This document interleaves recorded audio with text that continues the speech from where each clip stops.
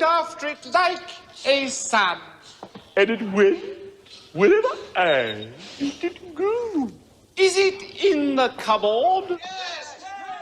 Wouldn't you like to know? It was a lovely little fish. And it went wherever I did go. It's all in the sofa! Where can that fish be? Have you thought of the drawers in the bureau?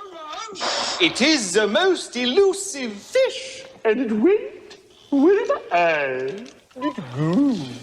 Oh, fishy, fishy, fishy, fish. A fish, a fish, a fish, a fishy, oh. Oh, fishy, fishy, fishy, fish. That went wherever I. 126. I also doubt that the type of activities the defendant might engage in, even if he was still a, quote, believer, end quote, would, properly considered, amount to a, open quote, serious terrorism offence, close quote. I am you, and you are me. Why is that such a mystery? If you want it, you got to believe. Who are we? We're who we are. Riding on this creepy star. We got to stand up if we're gonna be free. Yeah. If you want it, you got it. You just got to believe. Believe in yourself. 'Cause it's all just a game. We just want to be loved. So this key remark on belief at the end by the justice is directly relevant to the whole entire case, in that what's the whole reason that he was incarcerated and put under these duresses in the first place were because of his beliefs.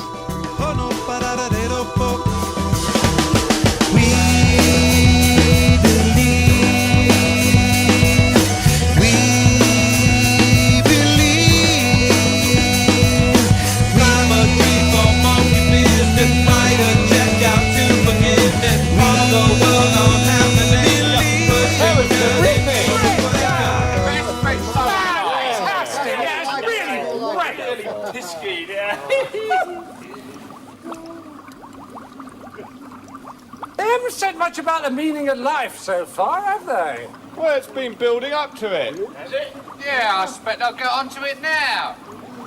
Personally, I very much doubt if they're going to say anything about the meaning of life at all. Oh, God, they've got to say something. Bound to. Yeah. So when we now consider the Attorney General's response to the United Nations, we must then now address the Attorney General of Australia and the planning put in by the state in relation to a perceived threat to the state, which at law might demonstrate very clearly a false perception definitely laid out in evidence by Matthew Reason and the Fixated Persons Unit, demonstrating very clearly of not only the ignorance of the subject matter involved, but the sheer fixation on stopping anybody that sought to bring said subject matter to light. The sheer premise that the state can then indoctrinate you with doctrine that it believes to be true, that is in fact completely false, and so much so that it could be considered a severe abuse of international treaties and conventions such as the right to family and the right of religion. This would also take into account, which would have allowed all of these jurisdictions to exist in the first place, therefore allowing all of these facilities to have a presence. There is a line of authority that is left to hold what is God's, which would then determine the use of the fruits. This then doesn't escape the fact that human rights abuses have taken place, which would then be construed as international war crimes that have taken place. I wonder where that fish has gone. You did love it so. You looked after it like a son. And it went wherever I did go. Is it in the cupboard? Wouldn't you like to know? It was a lovely little fish. And it went wherever I did go. So we get to the end of this matter and we see that the actions are refused, denied, dismissed. This application to have someone watched when they leave jail because of their beliefs is totally denied. And there are a whole bunch of claims that are made throughout this document. So what we're going to do now is go through it in reverse and demonstrate those claims. I'd like people to realize that it has been known that the police have been involved in Facebook for some time. The actions and the activities of certain groups or people within those groups demonstrate who they are. You shall know them by their fruits, or their inability to produce certain fruits.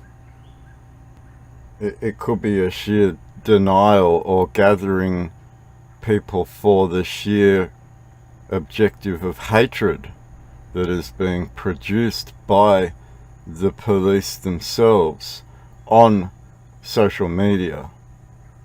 And at legislation levels, they've been given a right to go and do that.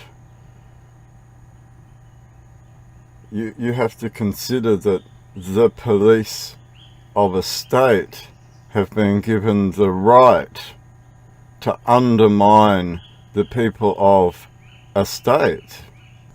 So orders were made. 128. I make the following orders. 1. Amended summons is dismissed. 2. Plaintiff to pay the defendant's costs.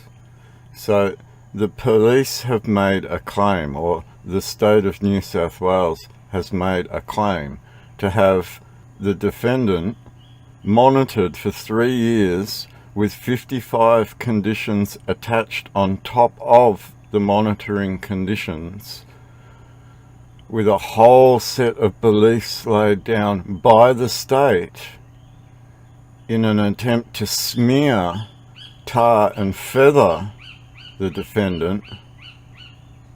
And that attempt failed very miserably, in that this action, this request, is dismissed. But we know from page 1 that it is actively refused.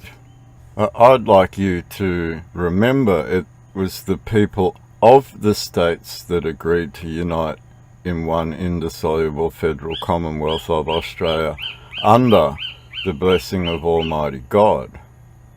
It was not the states that united. It was the people of the states that did the uniting.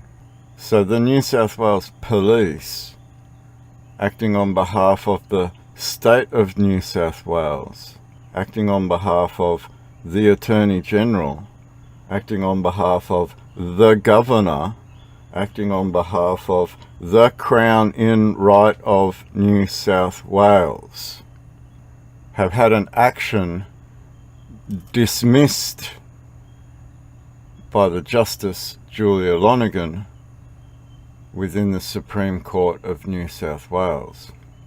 We know from our reading so far, to get to the end, how spurious and how insulting the claim from the state of New South Wales actually is, because this went from police to Crown Law Office, wherein New South Wales Crown Law officers stepped in as representation.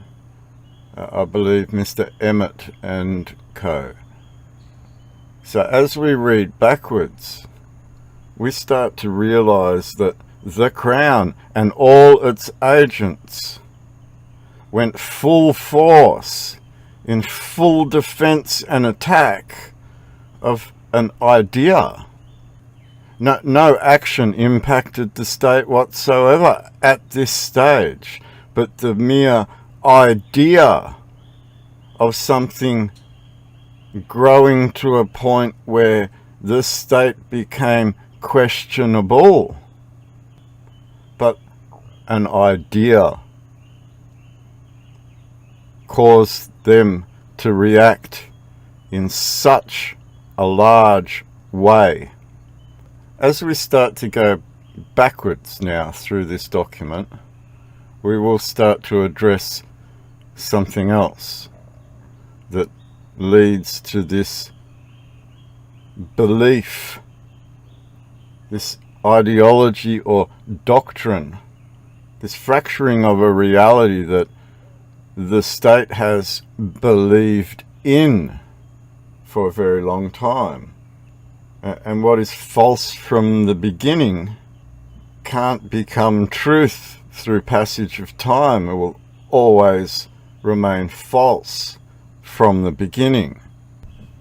Throughout this paper, we also have to pay attention to the language that's used, especially by Justice Julia Lonergan, in that she lays out a legal language that defines a right that sits above the politics that she mentions while defining those rights. So as we look through this in reverse, we'll start to look at those rights and what they mean to both sides of the fence here. A history that has been purposefully obscured from the people of a land so that the result would be what this woke situation is around you. It is helping enable their ambitions or their goals. By allowing your country to descend into this madness has furthered their ability to enable their goals and their ambitions. 127. Fundamentally, however, I dismiss the plaintiff's amended summons because I am not satisfied to the requisite high degree of probability about the risk the defendant poses, and I cannot conclude that he presents an, quote, unacceptable risk, close quote, of committing a serious terrorism offence, if not kept under supervision under the proposed ISO or ESO. So this interim order, or this extended order, at which the police want the ability to monitor, that they want to continue monitoring from this incarcerated position into this open air prison situation. That's what they're saying. We want the ability to continue treating the prisoner like he's still a prisoner when he goes out into the open air prison called Australia. He is a ward of state, and as guardians we must ensure that he doesn't influence the other wards of state. These actions that are requested in monitoring a ward of state are dismissed because said ward of state is realizing that God exists above the state. So this fundamentally is wrong. That there is, I cannot conclude that he presents an unacceptable risk. There is no ability to make that presentation, which is why the police have failed. That there is no terrorist activity taking place, and for a de jure and lawful people to stand up in that capacity does not even afford the police to tar them with that brush. 126. I also doubt that the type of activities the defendant might engage in, even if he was still a, open quote, believer, close quote, would, properly considered, amount to a, open quote, serious terrorism offence, close quote. Now, we talked about mind, but this time we look at this fundamental problem at law that I cannot conclude. I also doubt, there is doubt in my mind as to the types of activities the defendant might engage in if he was still a believer. None of that could amount to a serious terrorism offence. Dealing with what administers you can't render you a terrorist organisation to be able to commit a terrorism offence in the first. And fundamentally at law, there is a issue at law in that administration under rules of usufruct defines the use of the fruits. Fundamentally at law, understanding whose fruits they are would determine who the police are agents on behalf of. 125. There are multiple layers of speculation involved in the material on which the New South Wales Police and the New South Wales state agents rely to reach the proposed conclusion as to the defendant's relevant risk. There are multiple layers of speculation.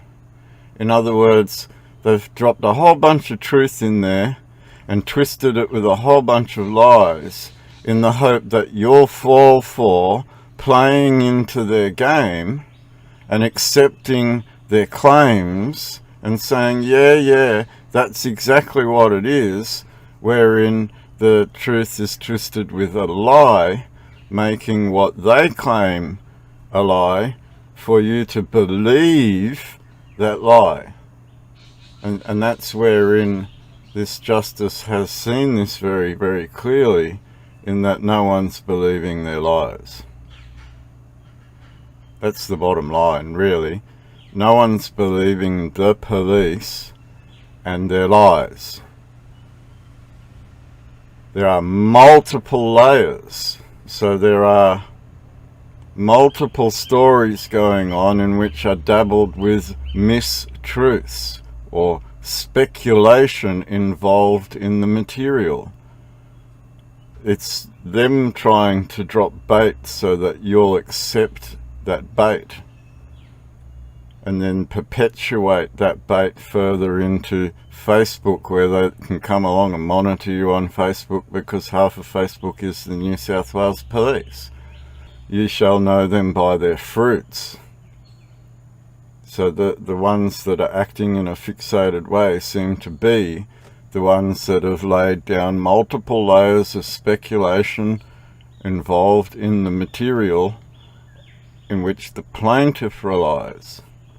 And the proposed conclusion, well, who knows where that goes in their heads as to what they believe they are, as to what they believe we are. 124.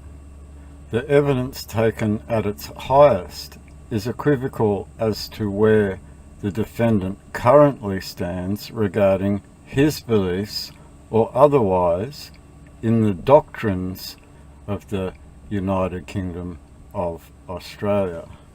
It could then be said that the United Kingdom of Australia was forged under the blessing of Almighty God within the doctrines of the Scripture.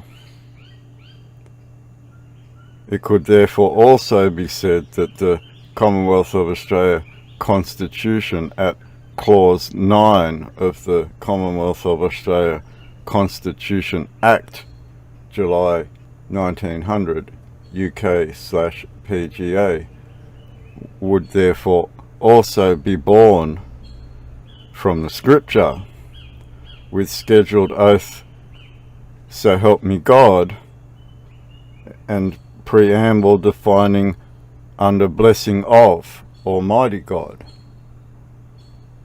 So the beliefs or otherwise in the Scriptures of the United Kingdom of Australia would be more pertinent or relevant.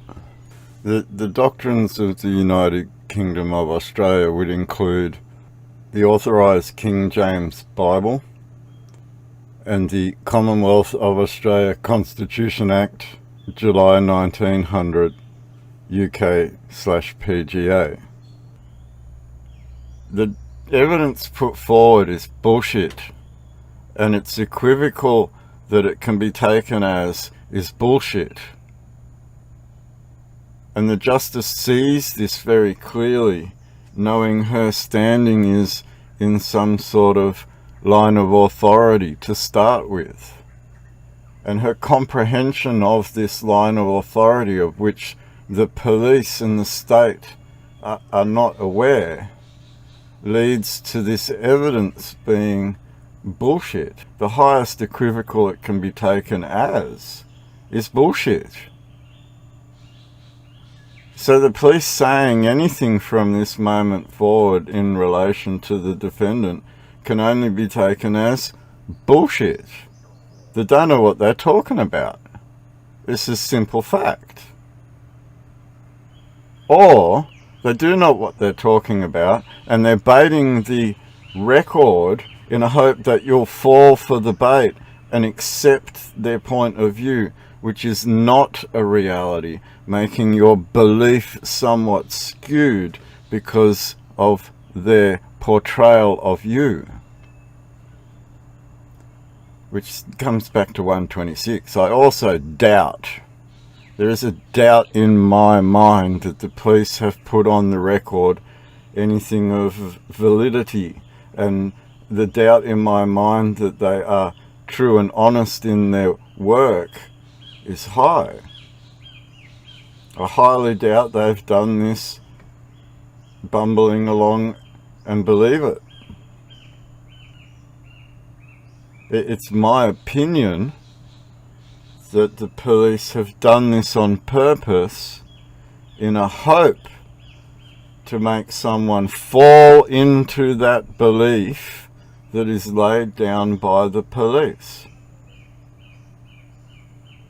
It's my opinion that they have used the court record on purpose in a skewed way. It's my belief they do know more, and they're not willing to put it on the court record, and they have therefore used the court record in a way that allows for them to bait future victims relative to what's stated on the court record. It's also evidence, though, of the offences they've committed laid out on the court record. So, two sides to one coin. So, moving backward again, 123. However, I do not accept that there is a high degree of probability that the defendant poses an unacceptable risk of committing a serious terrorism offence if not kept under supervision under the order. So this is the cancelling of the order. There is no acceptance that a high degree of gambling that the defendant poses an unacceptable risk. See, this is wherein we already realised coming into this order that the state took a gamble, and the probability of that gamble hasn't paid off. That they've made some serious errors in judgment along the way in their attack of something which at law needs to be defined. 122. It seems to me that the requirements of subsection 20A and B of the Act have been met. I entertain some doubt that section 20C has been met, but I consider it just made out on a revisionary and reconstructed analysis that because of some of the identified past activities of the defendant, with hindsight, he could be viewed as a, open quote, convicted New South Wales terrorism activity offender, close quote. And we can see how the police have used their knowledge of what they're doing in a bid to tar someone so they can feather them later. This is what they have done in the first incarceration due to a toy gun, and which they would try and attempt to slur the United Kingdom of Australia through actions of someone who had neighbourhood dispute. That is about the crux of where the police have come from here, in that they have used a neighbourhood dispute as their reasoning to label someone as a terrorist offender because they have a toy gun in their home. That is literally the statement being made here by the State of New South Wales on behalf of the Attorney General after what we've already discussed. Who is acting like a terrorist when they use a state protection squad to enact an attack before they have a need to protect themselves from their very own undoings? We can see this in the Barilaro Geordies case very clearly. We can see how the state have used State Protection Squad in a bid to silence what would be outing an action by the state through journalist activities or legal activities. And I prefer the latter. Am I satisfied to a high degree of probability that the offender poses an unacceptable risk of committing a serious terrorism offence if not kept under supervision under the order. I am not satisfied. I entertain some doubt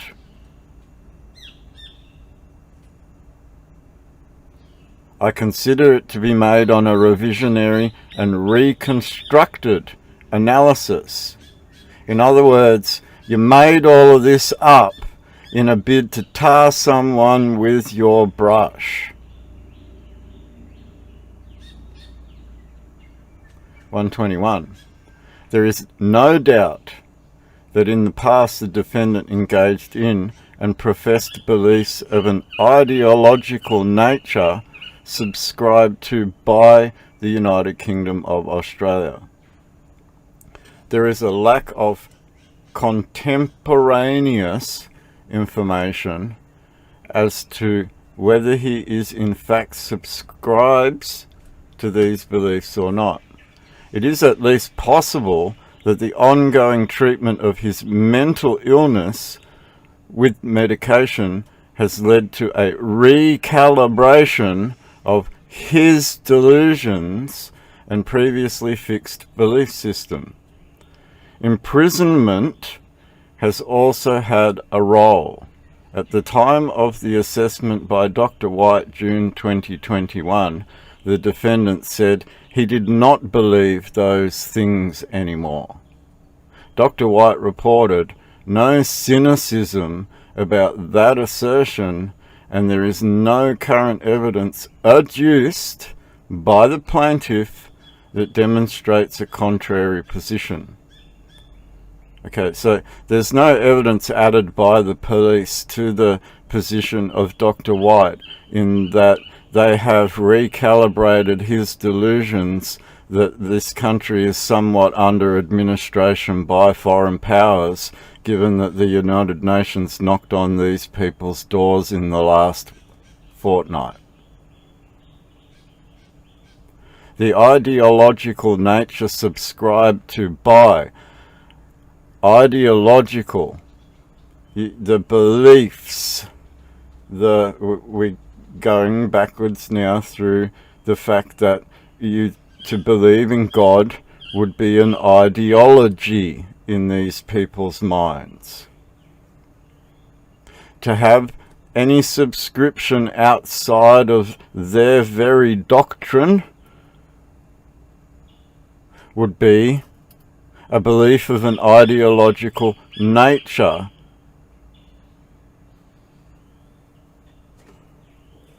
(120) I agree with the submissions of the defendant that the defendant was not dealt with as a, open quote, terrorism, close quote, offender, nor were the charges levelled against him framed as terrorist offences under the Code. Section 25(3)(l), beliefs or commitments of the offender, whether of an ideological, religious, political, social or other nature that support engaging or participating in terrorism activities. So basically just being you, ideological, religious, political, social, having an opinion or other, just having an opinion could render you participating in terrorism activities according to the state. And then tarring you with that brush while going through offences of different nature because you had a challenge with the justice within that courtroom, were then surrounded by police and tarred with a brush. Let's get real here, because this is what they do. This is what they did.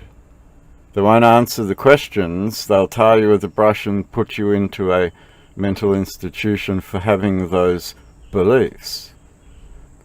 119. There is in my view no relevant previous pattern of criminal offending. Section 25(3)(k), the views of the sentencing court at the time a sentence of imprisonment was imposed on the offender. So we don't know at this point which sentencing court. I assume it's the neighbourhood dispute, which would be no pattern of criminal offence because he's just having a bargee with the neighbour. So no relevant previous pattern leads to the question of why are these beliefs wrong? Why are these beliefs in any way wrong and what threat are they to the state if this is the action that the state's willing to go to stop someone having these beliefs? 119.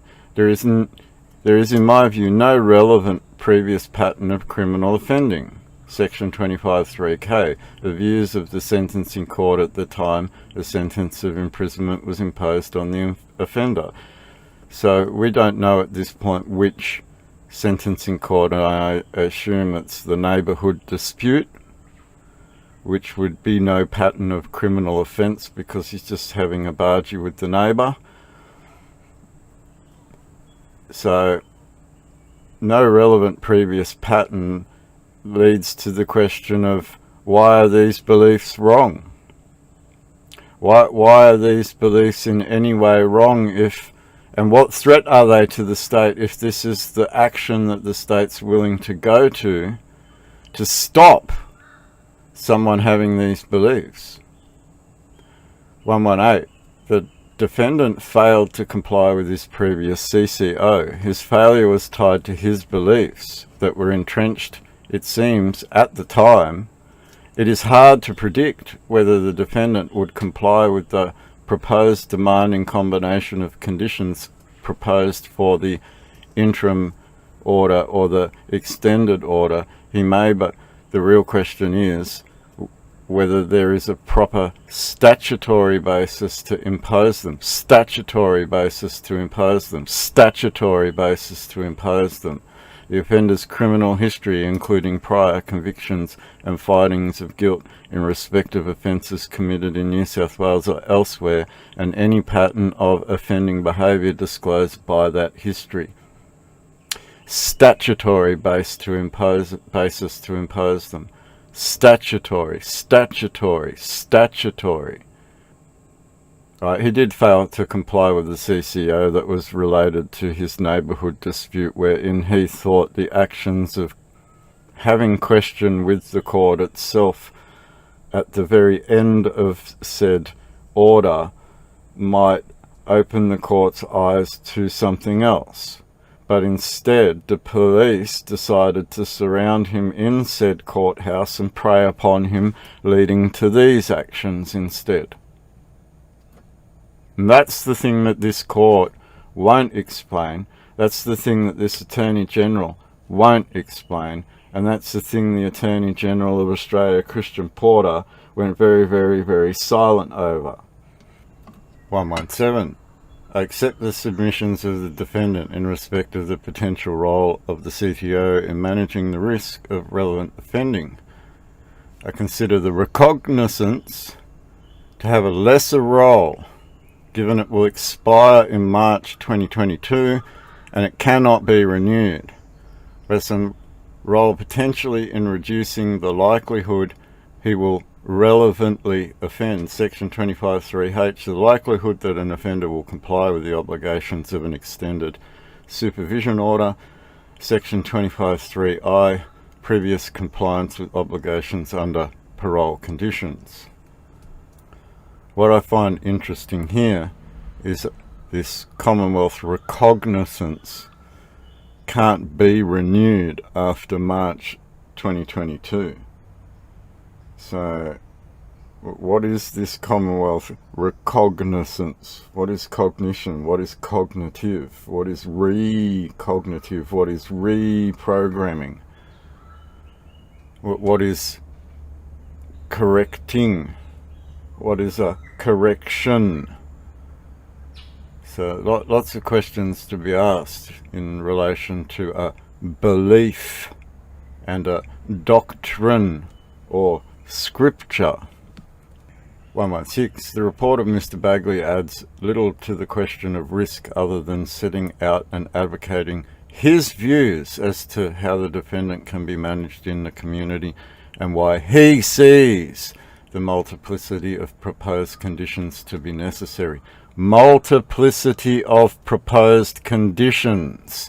The HRTO Unit Management Report of Detective Sergeant James is in the same category. Detective Sergeant James, Mr. Bagley. So these have obviously both put forward a report based on other people's reports, based on other people's opinions, based on hearsay that seem to be formulated in a language that would ask to put someone within the auspices of their state doctrine. Section 25(3)(g), options, if any, available if the offender is in the community, whether or not under supervision, that might reduce the likelihood of him reoffending over time. So there's a first-time offender that's been dragged before a court and then pushed into a jail, and then pushed straight into a health system, then pushed straight under drugs, then pushed into a mental health, and then being branded and tarred and feathered, and then being thrown under a bus, and then being dragged out from under that bus and put back before a court and told, look at this failure of the community who we dragged out of the community in the first place, and can we monitor him some more and give him some more drugs so he continues to look like this? So that's the report of Mr. Bagley and the HRTO Unit Management Detective Sergeant James.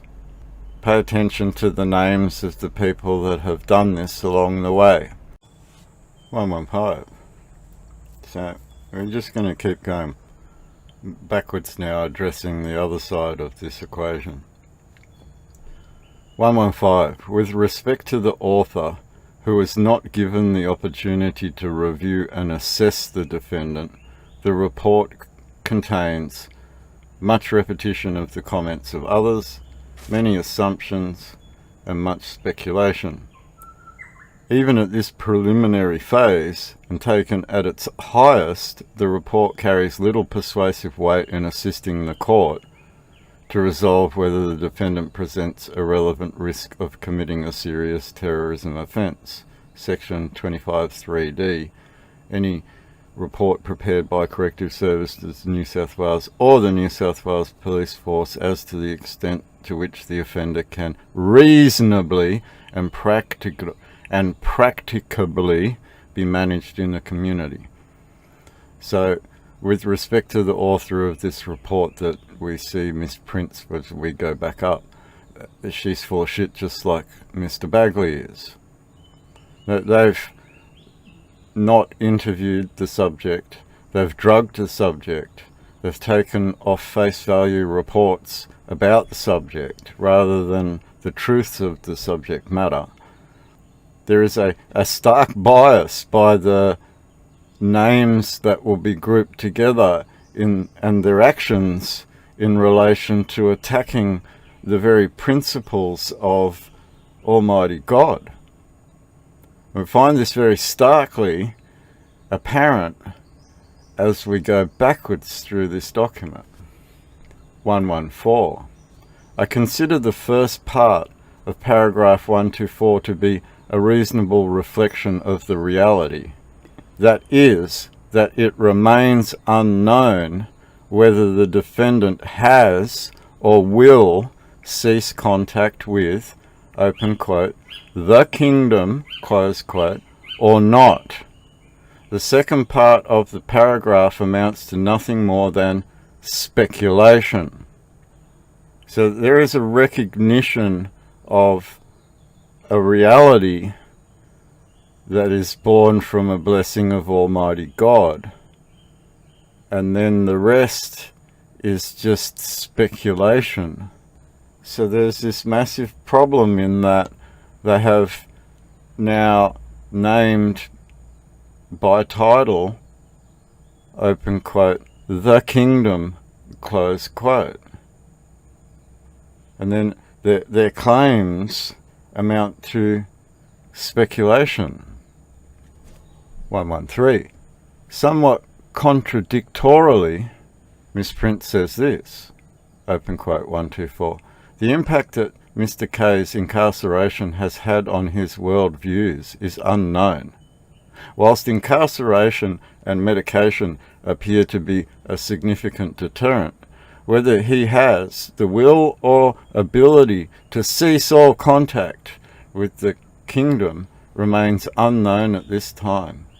This is likely further complicated by the potential for Mr. K's more recent experience through his contact with the police, the courts, and mental health services that may have potential to influence an increase in personal grievance which aligns with the greater cause. Close quote.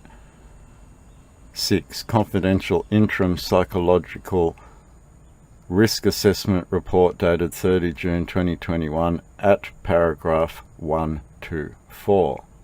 Miss Prince admits very openly that the actions of the police, the courts, and mental health services, all under the name of the State of New South Wales versus Kiskanen, is a direct admission of their guilt.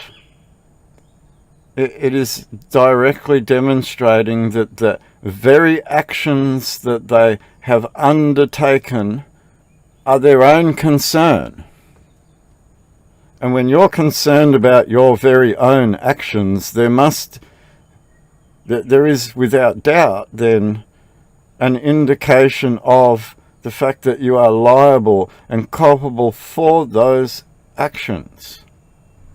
112. Miss Prince concluded, without really explaining why, there is a, open quote, likelihood, close quote, that the defendant has maintained his beliefs in the cause and in, open quote, Stephen, close quote, and so, open quote, it is likely that should he be released without any active monitoring case management, he will likely resume his role, close quote. She added, again without explaining why, that, open quote, whilst residing with his wife, and the recognizance order may provide some level of protection in the immediacy, this is likely to have limited long-term effects, close quote. This is an attack by Miss Prince on the family, knowing that family rights fall into a core part of these Hague Conventions, at which this becomes a core part of these people's modus operandi, is to divide and split your families and lean on your wives and children and ply them instead of you. It's an ongoing thing that the state has done for decades. This also points out that they have a fear in a knowledge. This whole belief and cause in Stephen, no, it's not me. It's the fact that the state has denied answering questions relative to its lineage and foundations at law for almost a decade. It's that premise that they all revere in. It's your silence that they revere in, not the fact that I'm the one that's silenced. It's the fact that you remain in silence. So there comes a point in time where that silence has to be broken, and that silence becomes deafening. 111. Miss Prince stated, obviously based on the observations of others, that, open quote, his actions thus far have demonstrated his ability to have a significant influence through both social media platforms and in real life. He has demonstrated a willingness and ability to recruit others to the cause.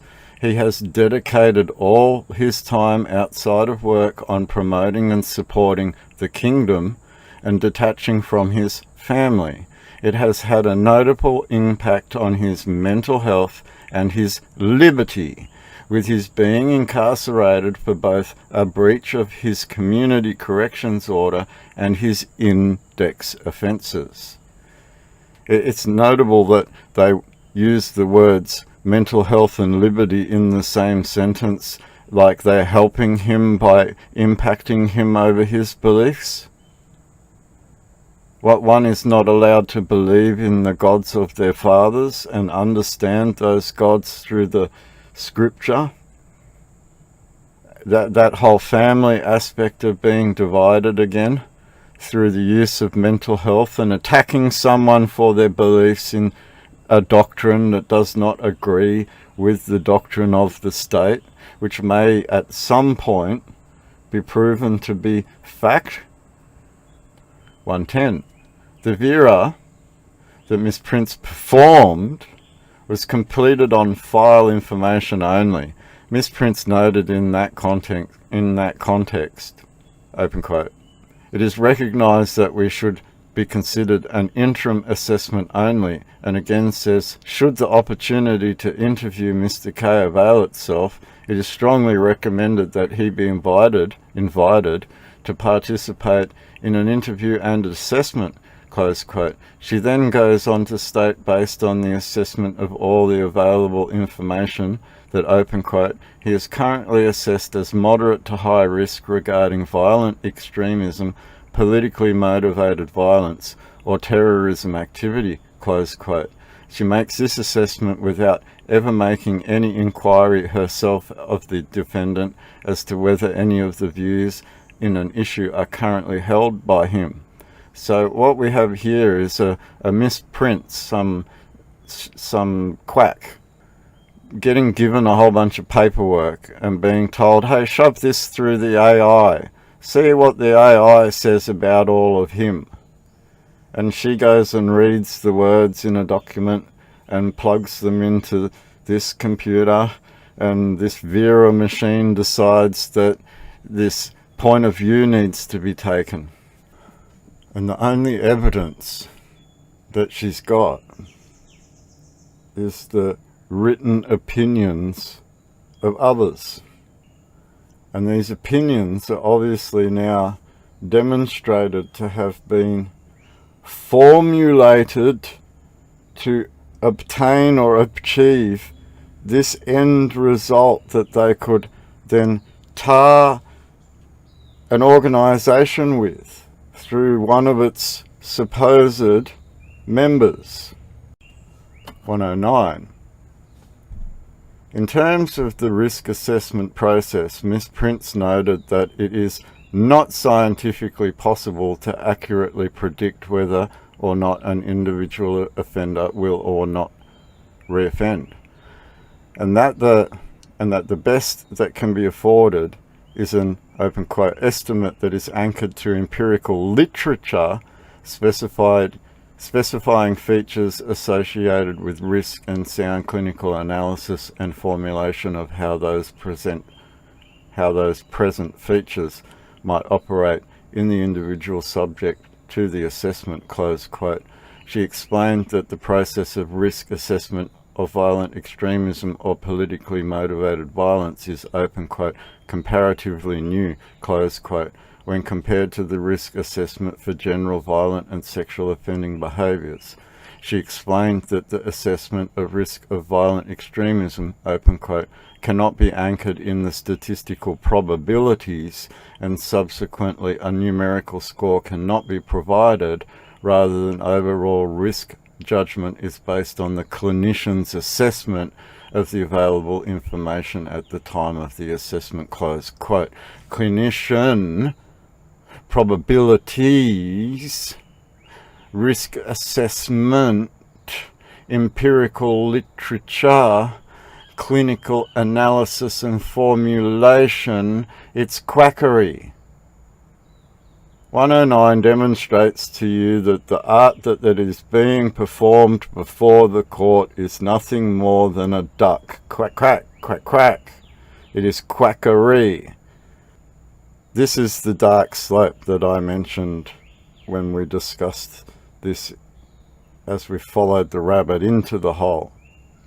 And now as we look to the light coming out, we can see that it's a bunch of quacks that have gathered together along with the state and its enforcement bodies in a bid to quash any ideology that may stop you from being a member of the workforce.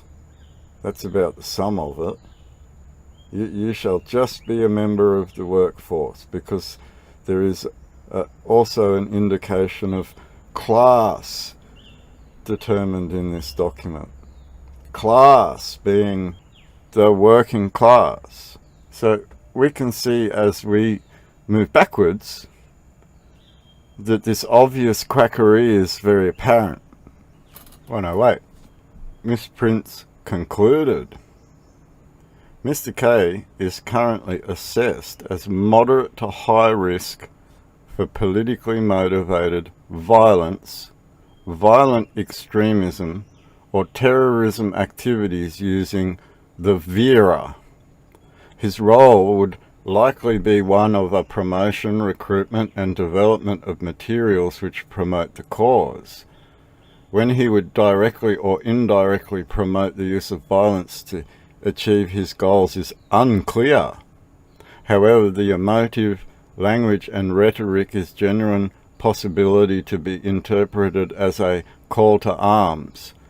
Mr. K's risk of grievance, fueled or targeted violence was assessed with the TRAP. This assessment suggests that monitoring and active case management is warranted. This would be best achieved through the application of an ESO with the joint management by the New South Wales High Risk Terrorism Offenders Team and the Community Corrections Terrorism High Risk Offenders. Details of recommended intervention and management strategies are outlined at the end of this report. What we can note from this is that Miss Prince works very closely with these teams within either fixated persons or within this high risk terrorism offenders team. What we can see here is that her words formulated from computers are not her words and not the words of those that she put into those computers. So it's as if the police have said, Miss Prince, go and do a VERA report and a TRAP report so we can use those two reports before the justice. Even though you don't have, and Miss Prince has gone, I don't have any of these documents, I haven't interviewed the offender. It doesn't matter, just go and do those documents based on what you've got. We need to paint him with this tarred brush. The feathers won't stick if we can't use the brush. 107. From the conclusions expressed in the executive summary, it is evident that Miss Prince based her assessment on a file review only, but rather than simply allowing the fact to speak for itself, Miss Prince goes on to say that her report should be considered an interim assessment only. Mr. K should be engaged in an interview, underlined, to allow for more informed assessment of his current vulnerability, risk profile, and protective factors, emphasis added. So this is as if the doctor has now been pushed by the police to inform the court that he is a risk, but she's not willing to say that in her definite words, but has emphasized, and the court's emphasized back on her, but she has emphasized the need to bring him back in so this can be done, and then also the need to have this interim report considered, even though it doesn't fulfill all the factors that are required of it to be a report. So we can say the same now about TRAP. We can say that the police have used these tools in a sheer bid to undermine the very premise of this doctrine or belief that they all seem to be fearful of. 106. The reason why the defendant was not made available to her to interview remains unexplained, despite my invitation to Mr. Emmett to explain why the defendant was not interviewed for the report. Well, it's very clear that if they did interview the defendant, the report wouldn't have gone the way that they wanted the report to go. They needed the report to speak a certain voice at which they'd already painted, and if they put that at risk by having the defendant speak for himself, 105. Whilst it is clear that the court must take the evidence relied upon by the plaintiff at its highest, the report of Miss Prince is heavily qualified. On more than 10 occasions within the report, she makes reference to the fact that she has not had an opportunity to engage with the defendant. In a number of respects, she declines to express a view about aspects of the potential risk that he presents. She's more than willing to frame a case on behalf of the state, but she's not willing to put that into her words for fear that she may be called back up for the lack of evidence within her words. And we're talking quackery.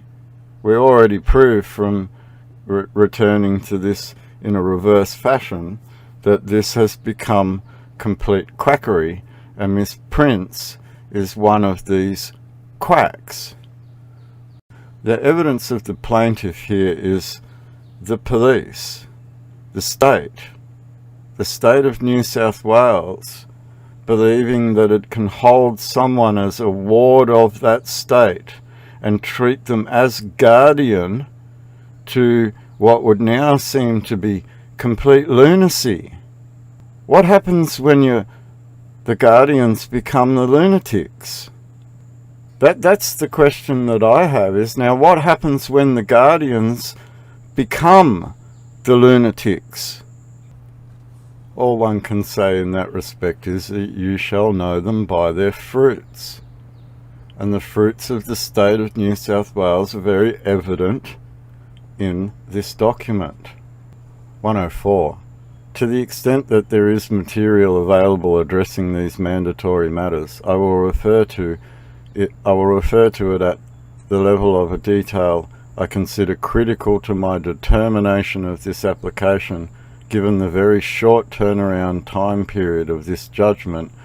Not every aspect of all of the 1,500 plus pages of material tendered can be subject of reference or comment, and that doesn't include the 2,500 pages and 13 archives of videos that were tendered previous.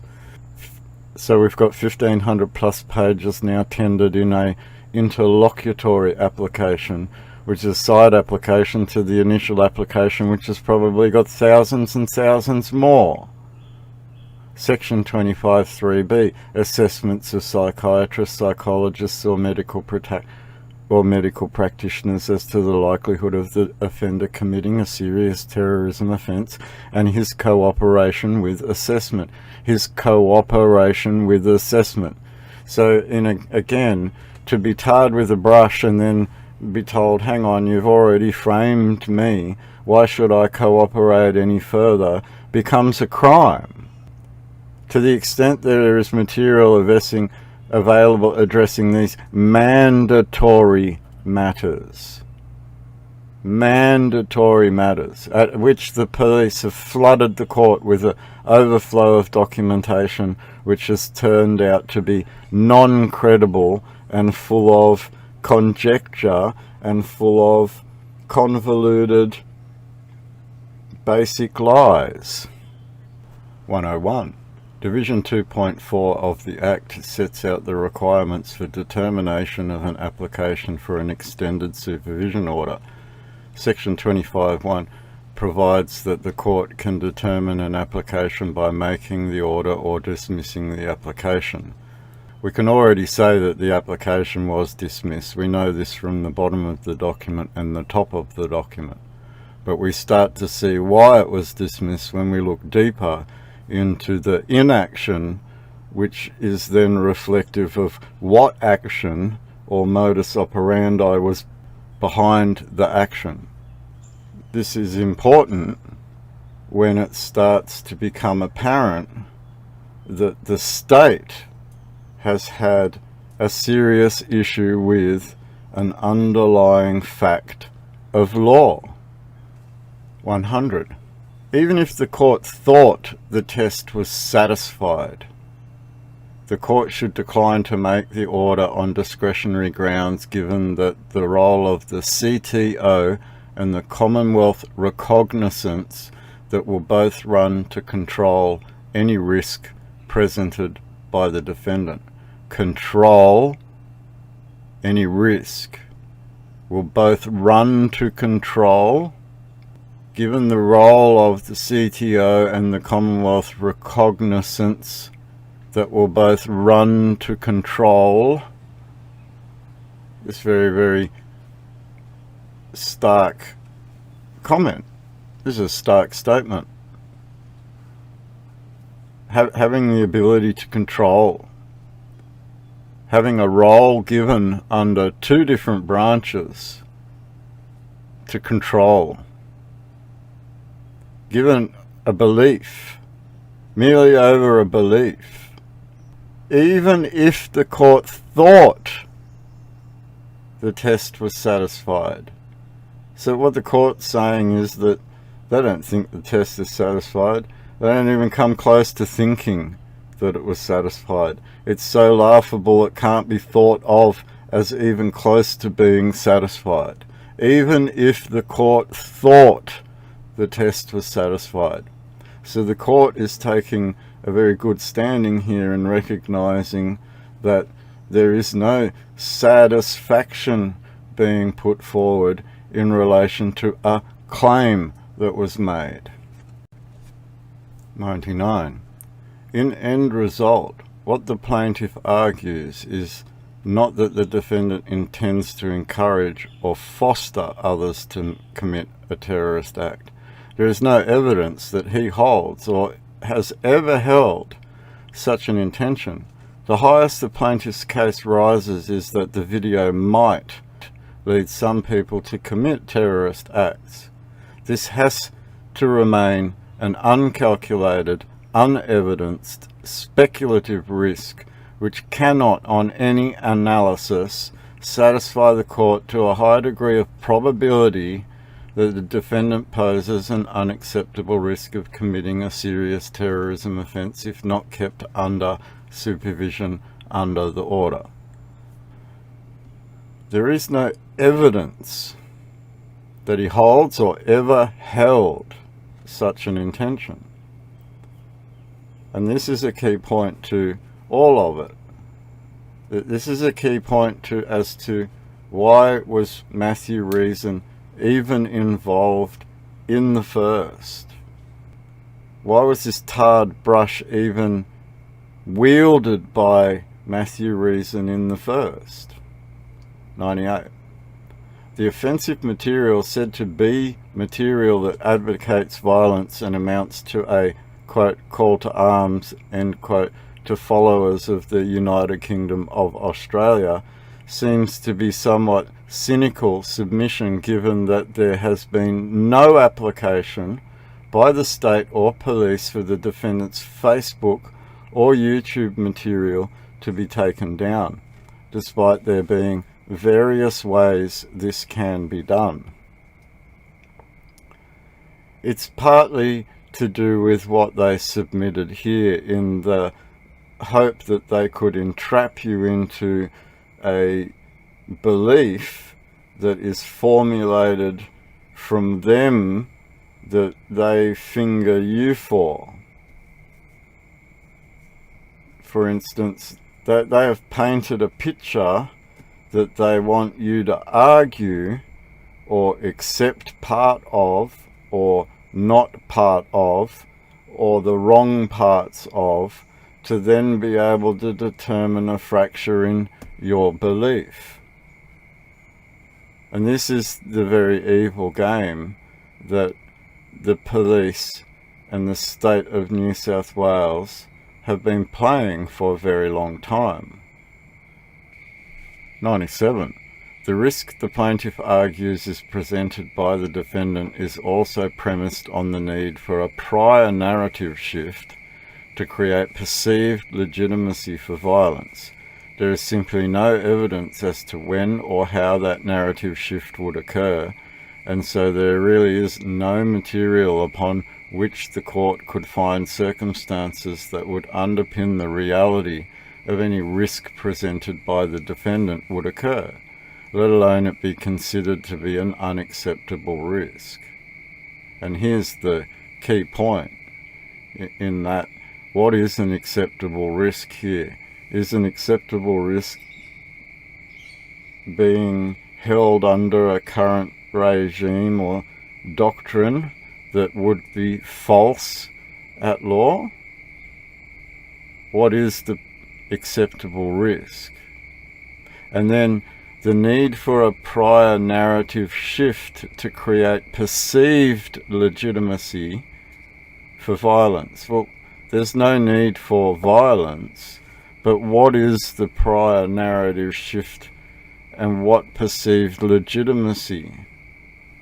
There is a wording that is being used here that seems to denote that some action needs to occur when it may have already occurred. 96.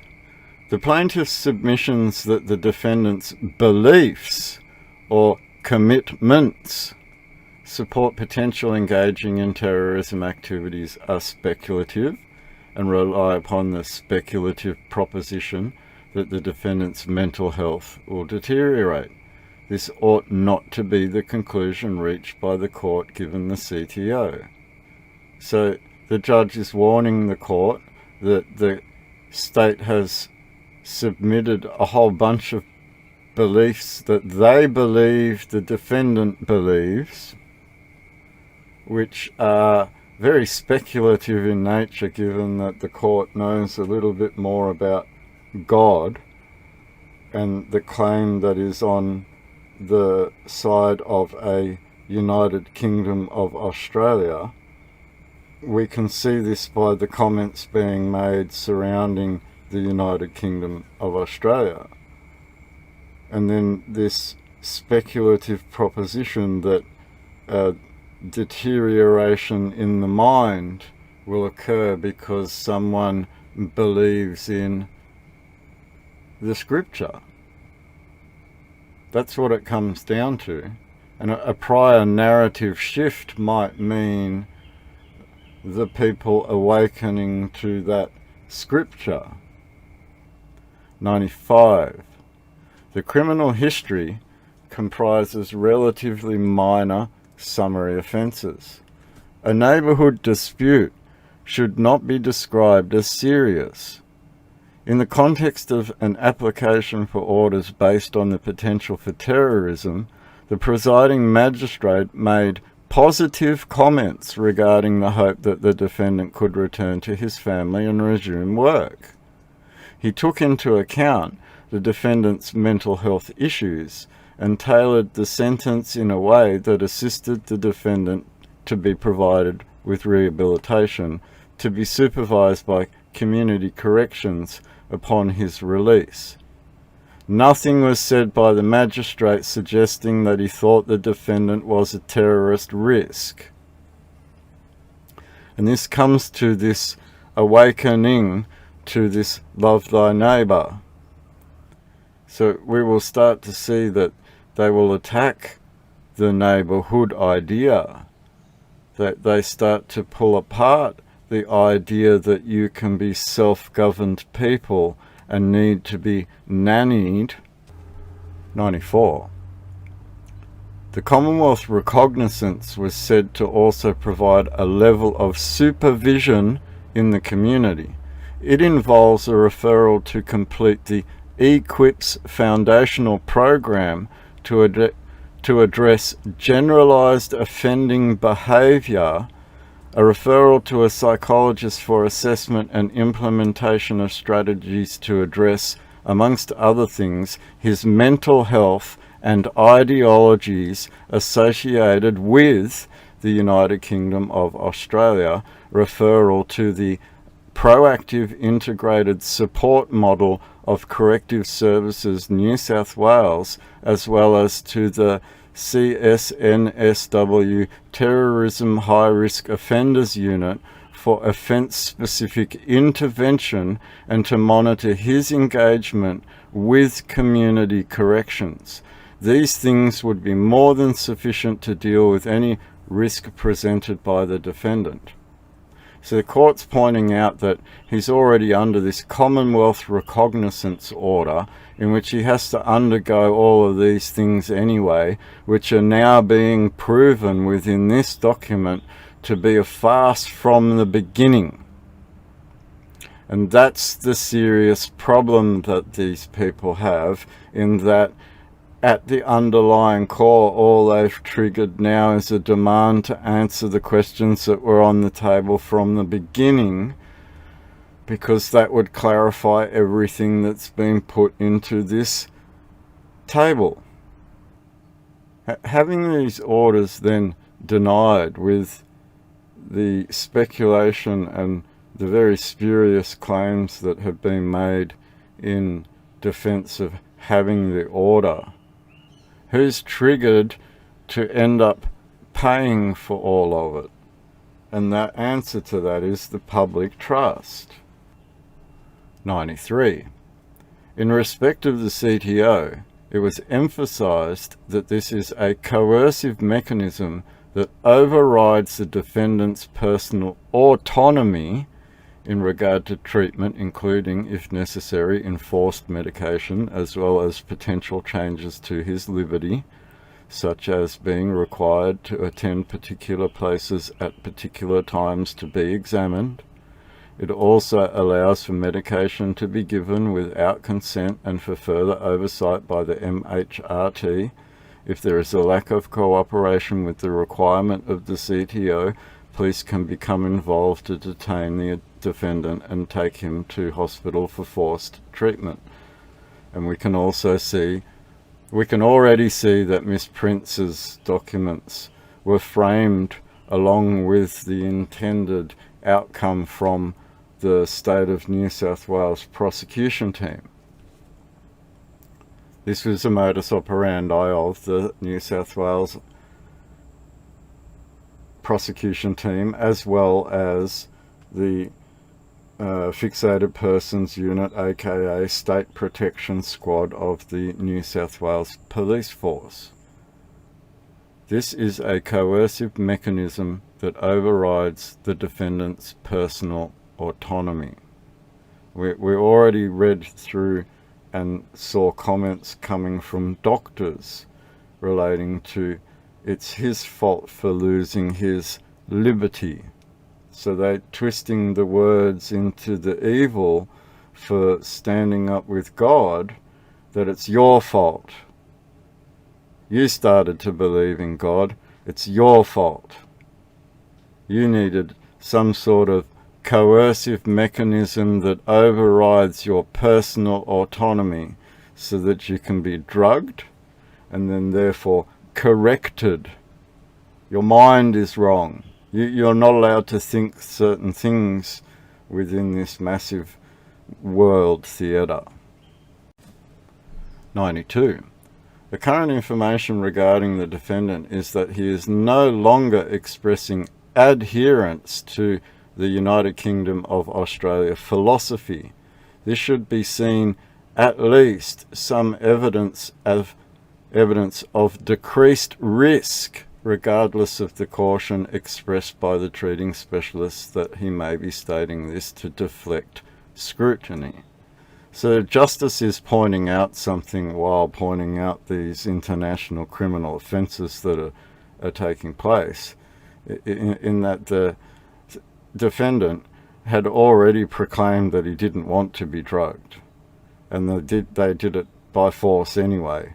And then when he complained about that, they upped the dosage, and then tried to present him while drugged as being that as his initial state, and then decided they couldn't do that, would do it on paper reports instead, and come to a conclusion that was totally fabricated from initial attacks by Fixated Persons Unit, at which Matthew Reason admits to taking command of for these specific attacks. The court is pointing out to the police and the doctors that the defendant has now stated that he is no longer within the parameters of incarceration, putting him outside of this forensic mental health team. And this is the evil that I say should be shut down. This whole entire forensic mental health team should be shut down. It should be disbanded and shut down completely. This is where every prisoner across the whole of New South Wales, regardless of what they're in there for, would face this team if they had a problem with being inside jail. 91. It is important to note that the defendant would be subject to the parameters of a CTO to manage his mental health issues, which can be renewed as many times as necessary. As well, the Commonwealth Recognizance Release Order in place until March 2022. These items have a role of greatly curtailing any risk that the defendant will commit an offence. And throughout this entire document, no one has defined what offences were committed, were planned to be committed. This is the unusual part here, in that these orders could be renewed over and over and over and over again to watch someone and keep someone under the thumb of this Fixated Persons Unit and this anti-terrorism squad in New South Wales for a perpetual amount of time, without even defining any offence that could have or would have been committed. No offence has been defined. No suspicion of any offences has been defined in any way, shape or form throughout this entire ordeal. Just his beliefs in a doctrine, his beliefs. His sole point comes down to, you believe in something? Oh, we need to correct you. You can't believe in something. 90. Whilst the bar at the preliminary hearing is a low one, there is still a requirement that the court is satisfied to a high degree of probability that the person poses an unacceptable risk of committing a serious terrorism offence if not kept under supervision under the order. Section 24(7) of the Act requires the court to dismiss the application if the supporting documentation does not justify the making of an ESO.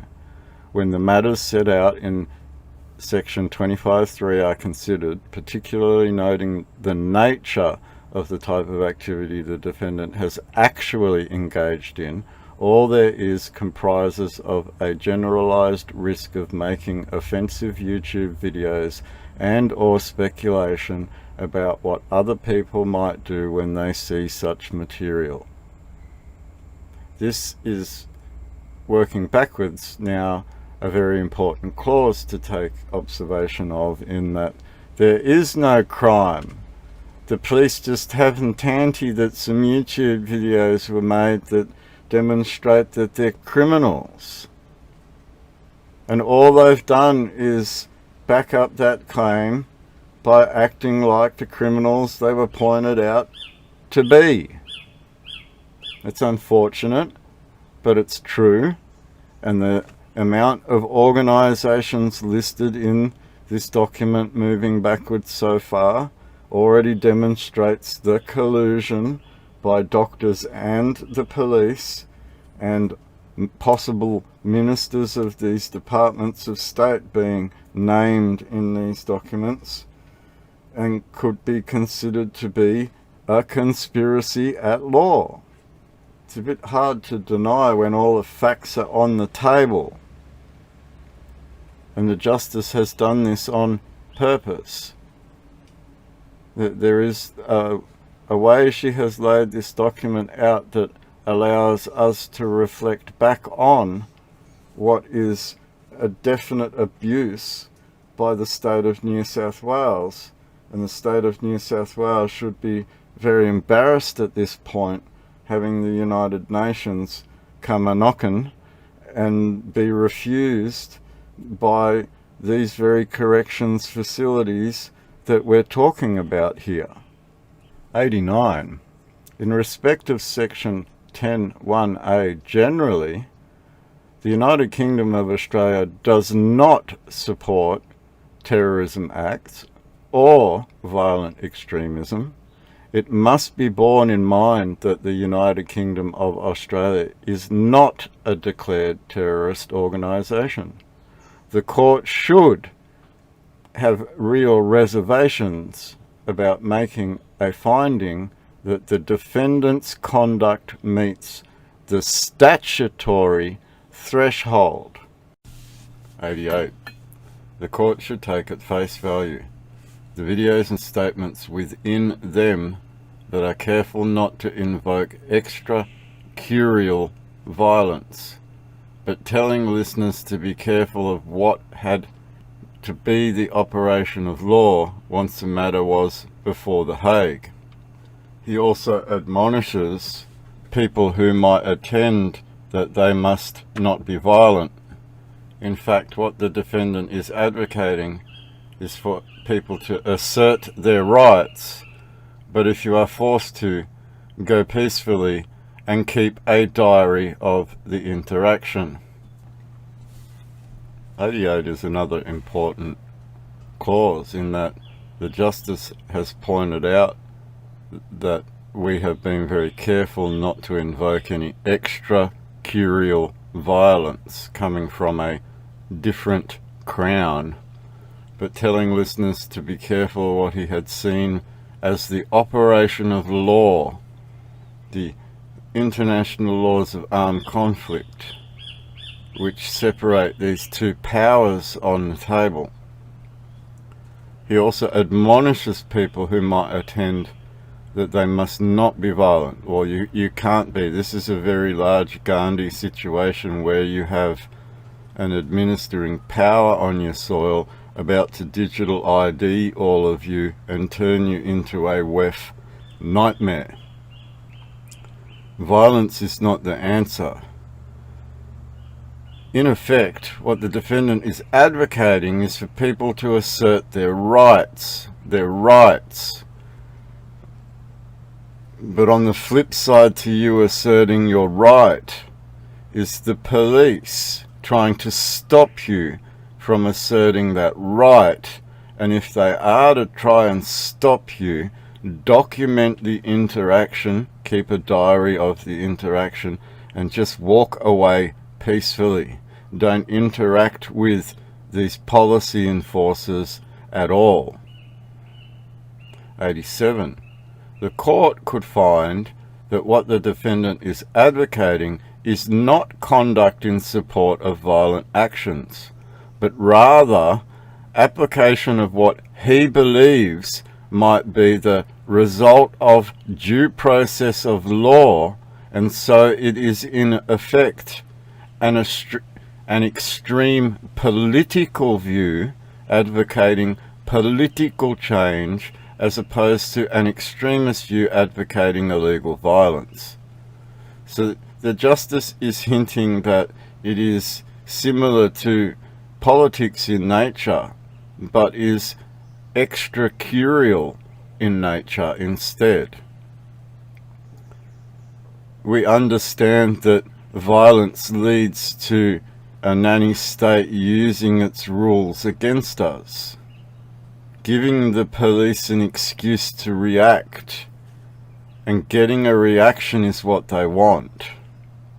So the advocating not to go in violence detracts or takes away from the police the ability to react. 86. There is no evidence that the defendant intended to cause physical harm to any person or endanger lives by his actions. The calling for curial overthrow of the government does not amount to a terrorist act or calling for curial punishment. The court should view any statement that a person or class of persons will be punished in a particular way, even by capital punishment, when the law is changed, is quintessentially political advocacy, no matter how offensive or uncomfortable those threatened by it might be. So going backwards from 88, 87, 86, we can see that we have a curial right, a crown right, and calling for a crown overthrow of government does not amount to a terrorist act.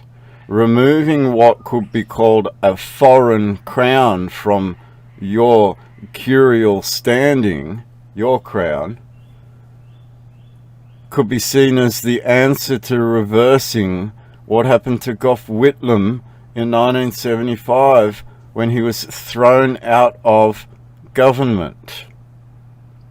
A curial overthrow of the government is what happened when they removed your crown from power over 20 years and then finally kicked Gough Whitlam out.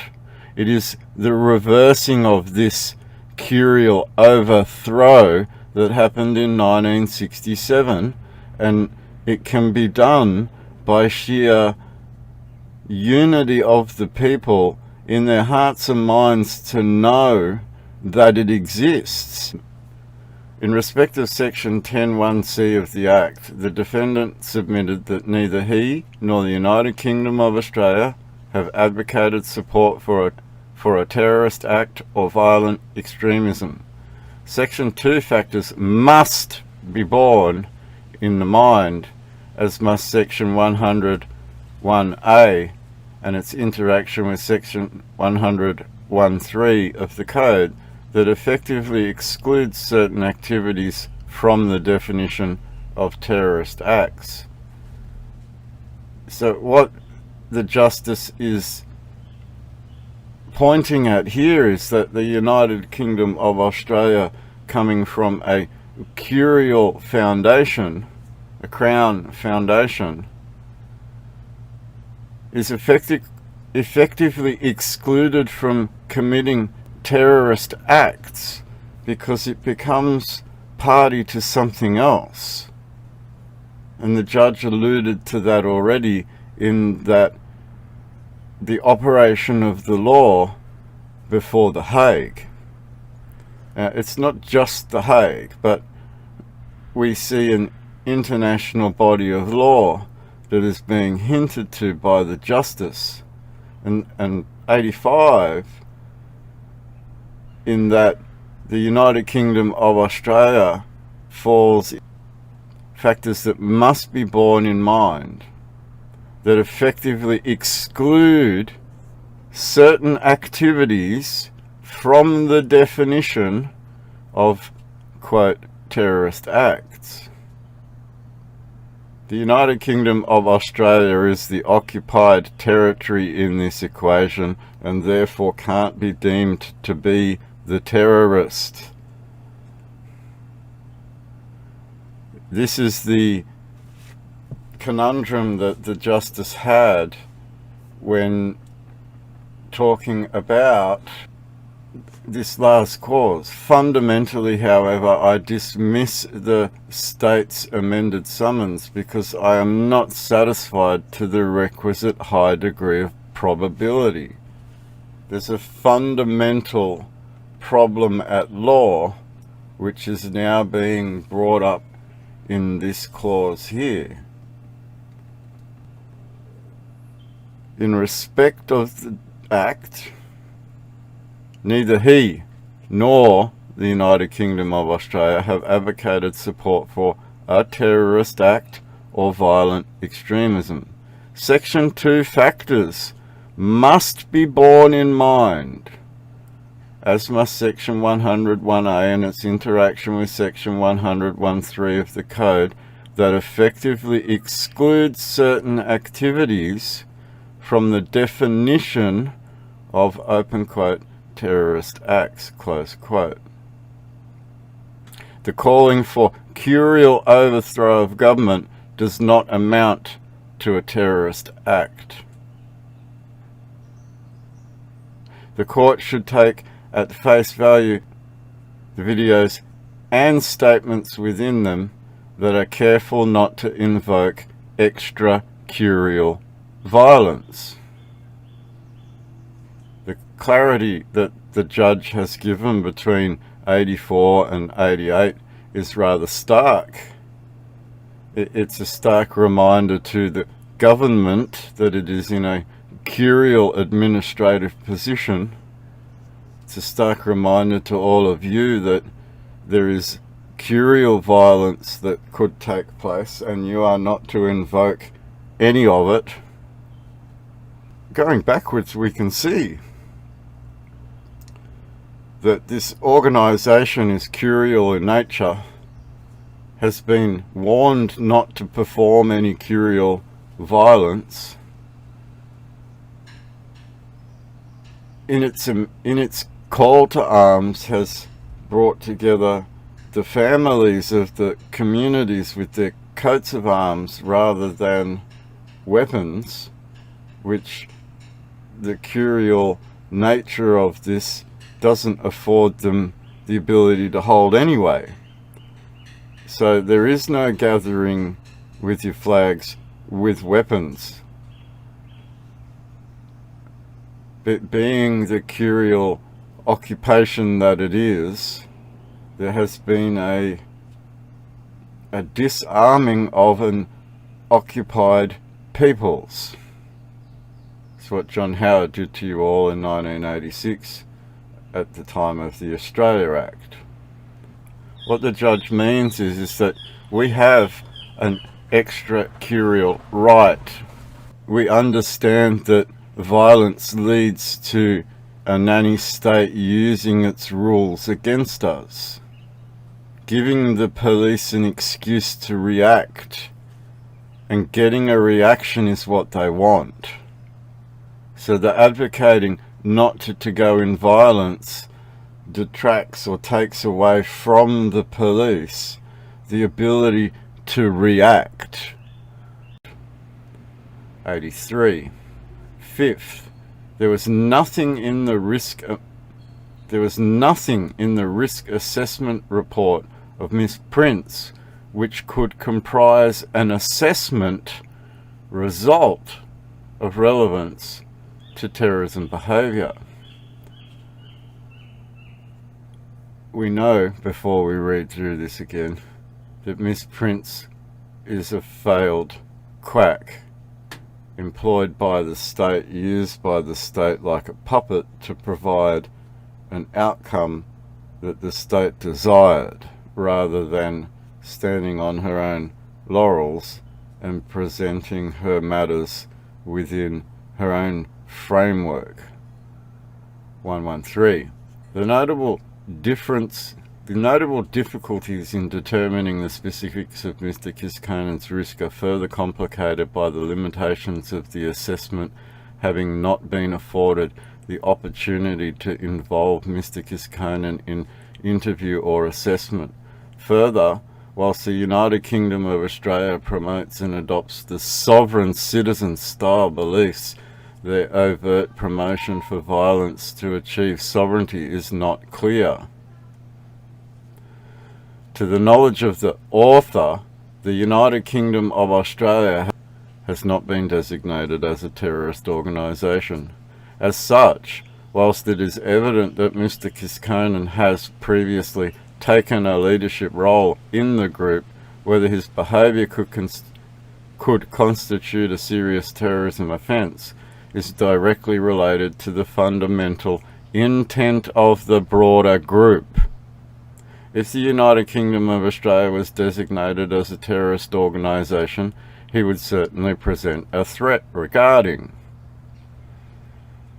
So, knowing that there is no threat, knowing that there is no crime being committed, making an assumption that this is a sovereign citizen style belief, and then still going ahead with trying to fit that into a terrorist organisation box, directing the activities of a terrorist organisation, section 102.2. Well, he fits into this box, membership of a terrorist organisation, section 102.3. Recruiting for a terrorist organisation, section 102.4. Training involving a terrorist organisation, section 102.5. Getting funds to, for, or for a terrorist organisation, section 102.6. Providing support to a terrorist organisation, section 102.7. 114. There is currently no information that suggests that Mr. Kiskanen is or had previously made any preparation towards undertaking or directing others to undertake any act of violent extremism, politically motivated violence, or terrorism activity. However, I found a way to get this report justified for the police. However, his statements and promotion of the government officials as war criminals, foreign occupiers, and Australia currently being an occupied country, and therefore rules of war applying, are certainly significant expressions of concern. Concern to who? Those of you committing those international criminal offences under your own rules.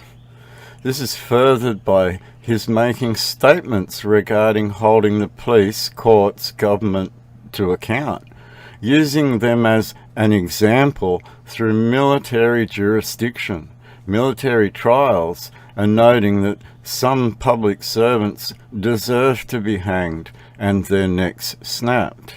He notes it would bring him pleasure, no, satisfaction. His role as the face of the kingdom has him creating and promoting written documents, recruiting and encouraging others to take the oath, promoting the ideology and the imminence of needing to pick a side in order to be afforded protection. Whilst he is not overtly or publicly calling for violence to overthrow the government, he does create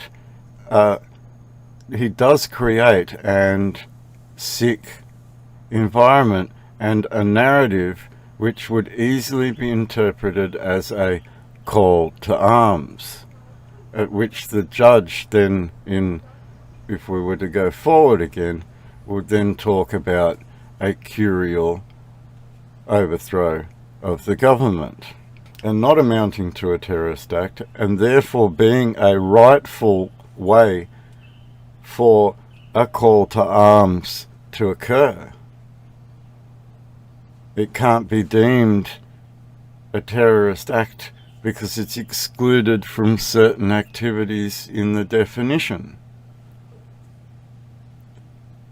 So this slide here is defining lawfully a standing at which the justice says very clearly what the defendant is advocating is for the people to assert their rights. But if you are forced to, leave peacefully and keep a diary of what happened. Those are justice's words. Okay, so for a people to assert their rights, assert, right, stand up for, present them, not back down from them. That's a standing. You don't need to go running into a war. You don't need to go running around like children. You don't need to go running into the police, but you sure as hell can stand up and stand up to them. You don't even have to raise a fist to these people. All you have to do is stand up to them. And eventually that might mean filing every single fine you ever get from these people into the courtroom. Keep a diary of the interaction, because they become a foreign crown on your soil, technically within the realms of these courtrooms. And the Justice is hinting at this very, very strongly, using the term curial, a curial overthrow. This is King's Court, and this is where no one's calling for an overthrow of government. That is a strong term to throw around. We understand that violence leads to a nanny state using its rules against us, giving the police an excuse to react, and getting a reaction is what they want. So the advocating not to go in violence detracts or takes away from the police the ability to react. 68. His previous non-compliance with the CCO, which occurred back in May 2020, was premised upon his ideological beliefs. This is cited as evidence of risk, as his reluctance to engage in mental health treatment. His criminal history involves some violence and some past difficulty with anger management, based on information provided by his de facto partner, and these are said to be matters that heighten risk. The brush that these police have got is just endless. We can see that the aim that they had now coming back, and the little brushes that they stroke to get to their aim, is very, very apparent. And the way they structure the language as to their end goal is to talk about a risk that isn't factual at law. They're talking about this quackery wherein it's gambling, a probability, a statistic. How can any of this quackery be held as any form of evidence? So we can only go on what's happened before. We've got no idea, is what they're saying. We're taking a gamble in that we hope this guy is actually a terrorist. They don't understand that they're the ones terrorizing the civilians on this land. It's very, very apparent by the actions that they've created that are very clearly brought forward in this court case. 67. The plaintiff submits that the risk is unacceptable, given that the defendant had previously made threats to police officers that may reasonably be interpreted as death threats. That's like putting a video together demonstrating that a crime has been committed wherein the punishment is a death. Rule 92 of international humanitarian law would see an international penalty take place if the state of New South Wales was to condone that kind of activity and its agents were to participate in that kind of activity. So what could be interpreted as a death threat? The actions that we're seeing by fixated persons against a normal everyday Australian, or the repercussions for those actions. 66.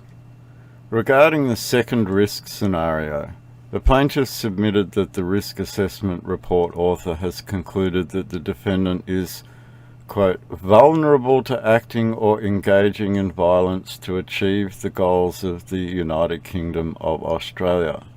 If the narrative was to shift towards the people of Australia adopting roles within the kingdom, that is creating perceived legitimacy for engaging in violence, warfare policing, and or military jurisdiction, close quote. So you can see through this reversal now that they are actually admitting who they are, in that warfare policing is the jurisdiction in which they take command right now as peacekeepers who are obligated to international humanitarian laws that they just broke. And their fear is that people adopt their homeland and take a right of self-determination in international law, which would hold them to account to the international humanitarian laws they've broken. Self-determination is the right of a people to be the people they were before these peacekeepers turned up. The right of a people to recognize who they are in international law and stand up and be those people peacefully in that international stage is an international right. A right that should be defended and protected by these peacekeepers. We have a right at international law to remember the gods of our fathers, Judges 2:12. So these are the justice's words, but from the police's point of view, in that the narrative shift that she's worried about is this changing of allegiance to a crown other than the crown which would occupy your lands, could change a perceived legitimacy within an international scope wherein there are larger players at play, and one needs to recognize this occupied status, which brings about this defense of the Constitution. The garden is bankrupt, and they're going to take control of your bankrupted garden with war machines and their monetary systems. You had an opportunity to look at your garden and do something about it, but instead you chose politics which would seek to play party with them to help them to rape and damage your garden further.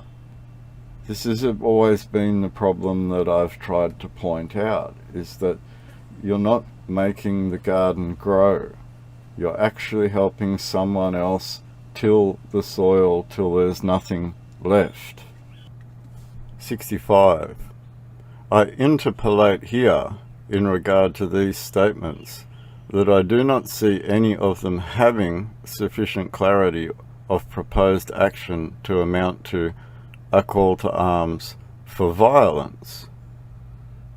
There's no violence in this call to arms for a curial change in your governance and a return back to what would stand in that international law that would see a lot of these accountabilities start to take place. It's called a right of self-determination. It fits in with international law. It stands in with the blessing of Almighty God, and it finds its foundations over 100 years ago. 64. Whilst there are disavowals of violence in the material, these disavowals occur alongside statements such as, quote, got to start carrying out action to deal swiftly with foreign administrators ruling over our country with no rule of law, close quote, and, open quote, I have now given you enough evidence to crucify this man, close quote, and, open quote, no one is truly prepared for what is coming, close quote. A little bit of knowledge, I'll add my little flavour here, I don't want to say too much. Foreign administrators ruling over our country with no rule of law.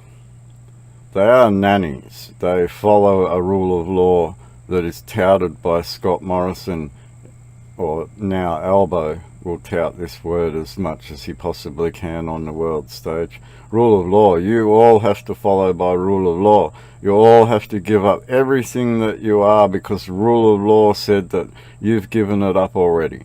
You'll own nothing and now you're going to enjoy it, is what they're saying. Rule of law, when it comes to a line of authority, you still have a judge, and a judge is still going to hear crimes. There are things that have affected you as a country in a financial burden, but it doesn't detract from the fact that there will be people that uphold some form of the law. I have now given you enough evidence to crucify this man. Well, now I've given you enough evidence to crucify the entire state. Look at what's happened. And crucify, that's a literal, it doesn't mean go and nail someone to a cross, does it? It's a literal that it tends to lean towards holy, holy, holy, look at what this man's done. I've given you enough to see this man put before justice. And no one is truly prepared for what's coming. These words were said in 2021, before 2021. Are you now ready for what's coming, having seen a food crisis, having seen a bio-warfare crisis, having seen a financial crisis, having seen a planned WEF strategy to fourth industrialize the world, a great reset, an opportunity during a bio-warfare incident for a great reset? 63. The plaintiff argued that the connection between the videos of the kind made by the defendant and the commission of a terrorist act is a real one, given that those videos identify persons said by the defendant to be a legitimate target for retributive violence. And this, I think, comes to the crunch matter as we work our way back through this plaintiff's arguments. They know they've fucked up, and they're worried now that the people will turn on them. Retributive violence for the actions that they themselves have committed.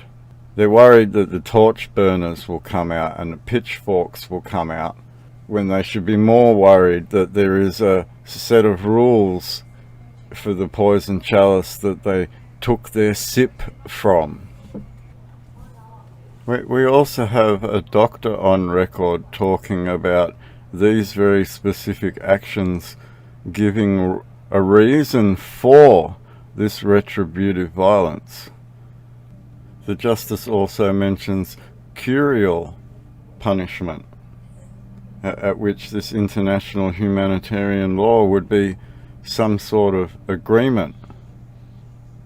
It's just kind of strange that earlier in this plaintiff's case they have tried to frame what would be retributive violence, or violence in return for what they have done, before then attempting to do the action of increasing what they've done under this humanitarian law, which they've admitted to on this court record very clearly through doctors' notes. They've created a situation at which retribution would be justifiable, but that retribution could come in the form of international law. 62. Alternatively, it was submitted that the defendant's conduct in publishing the videos on Facebook containing the material described above may lead to offences contrary to Section 101.5, collecting or making documents likely to facilitate a terrorist act, or Section 101.6, doing any preparation in planning of a terrorist act under the code, particularly as the defendant is only required to be reckless as to the connection between his conduct and a terrorist act in order to establish those offences. These things, we already know that this publishing a video on Facebook is where this Detective Senior Constable Reason likes to spend his time on Facebook all day. Because here we have publishing the videos on Facebook, which would have been YouTube then linked to Facebook, allowing those videos to be shared into a Facebook environment rather than publishing them directly to Facebook. It seems as if they deemed the discussing of international war and the laws of armed conflict and asserting one's rights as a people, they saw this as a reckless connection between conduct and a terrorist act. So there's a fine line here in that to be the people you were isn't to go around blowing yourselves up. To remove a nanny is to grow up and become the son of the house. 61. The plaintiff accepted that the threats of violence are stated to only occur following the regime change for which the defendant advocates, but argued that this still satisfies the definition of a terrorist act, and while the likelihood of threatened hangings might be low, and while the defendant may have had no intention to encourage immediate acts of violence, such threats are significant because they might create a milieu which fosters the prospect that personal injury will be suffered by innocent members of the community. And this refers to Minister for Affairs versus Benbrika 2021 388 ALR 2021 HCA 4 at 46. The plaintiff accepted that the threats of violence are stated to only occur following the regime change. This is, the cops have accepted this point of view. The police have accepted this point of view, that the threats of violence would only occur following a regime change for which the defendant advocates. And I would argue differently, but argued that this still satisfies the definition of a terrorist act. And I think the judges pointed this out earlier in our reversal. Such threats are significant because they might create a milieu which fosters the prospect. Now this is where this creates a culture or an environment or the image of your forefathers which would not, well, I repeat, which would not advocate for acts of violence against innocent members of the community. That's just a totally benign statement. A milieu is the word that is what becomes a people within a culture that have the same ideas, ideology, but within the framework of international law can't be deemed to be terrorists because they already find standing within that international law. It was for them to stand up in it. So the judge alludes to having a right that you can assert. And we've already seen how the police seek to undermine the neighbourhood and the community. They seek to oversee it like the state likes to look after a child. It became guardian of the people as the larger child or children. This is why little things annoy a grown-up, such as being told to wear a helmet or to slow down on your push bike. There is no need for a guardian to step in and constantly nanny the children of the state, wards of state. And we already see that the justice hinted at this class difference, which at law they have called you plebs and give you plebiscites because they see you as plebeian, at which the opposite to that would be the patrician or the landowner, at which then they have treated you as the one that is unable to inherit land, a pauper. That they haven't been able to sit down at a table and discuss or argue these matters. There are certain key matters at law at which they have failed to address at all, for fear of them discovering, I suppose, an illegitimacy at law, which would then fracture their line of authority and a right that is perceived by them. This is a difficult discussion to have because I don't have all the answers, I just have all the questions.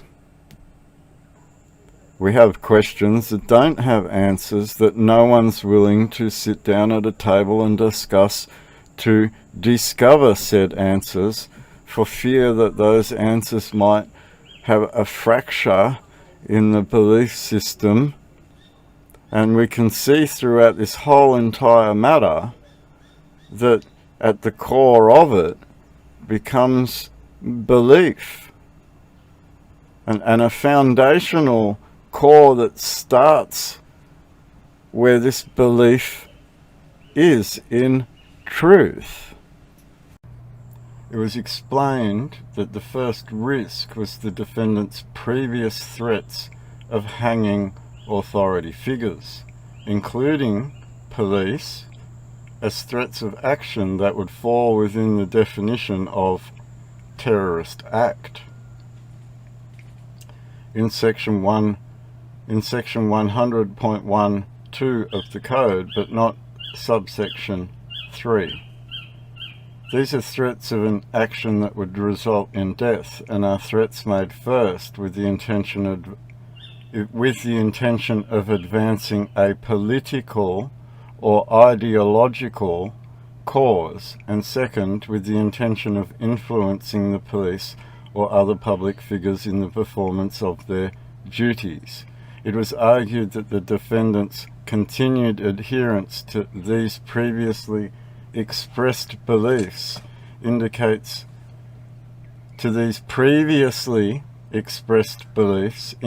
a real prospect of him resuming conduct of the kind engaged in prior to his arrest, and so there is significant likelihood of the defendant engaging in conduct that constitutes as a terrorist act, being an offence contrary to section 101.1 of the code. And this is where the police are totally shot down in a ball of flames, and they don't know where to go from here. They have tried to tar this brush so many times over and over, and it's demonstrated that this little squad inside the New South Wales Police Force has chosen to discredit the police force's name by attacking faithful Commonwealth civilians, people that are loyal to that constitution more than most people in society today. That's the irony here. is that there's some sort of loyalty in a line of authority which holds that constitution as a sacred garden of God. And for these officers to believe that they are in somewhat protecting either the garden or the children in the garden is a joke in these circumstances. 59. The first scenario was said to comprise the defendant continuing with the conduct of the kind engaged in prior to his arrest and incarceration, and the second, the risk of escalation of his conduct.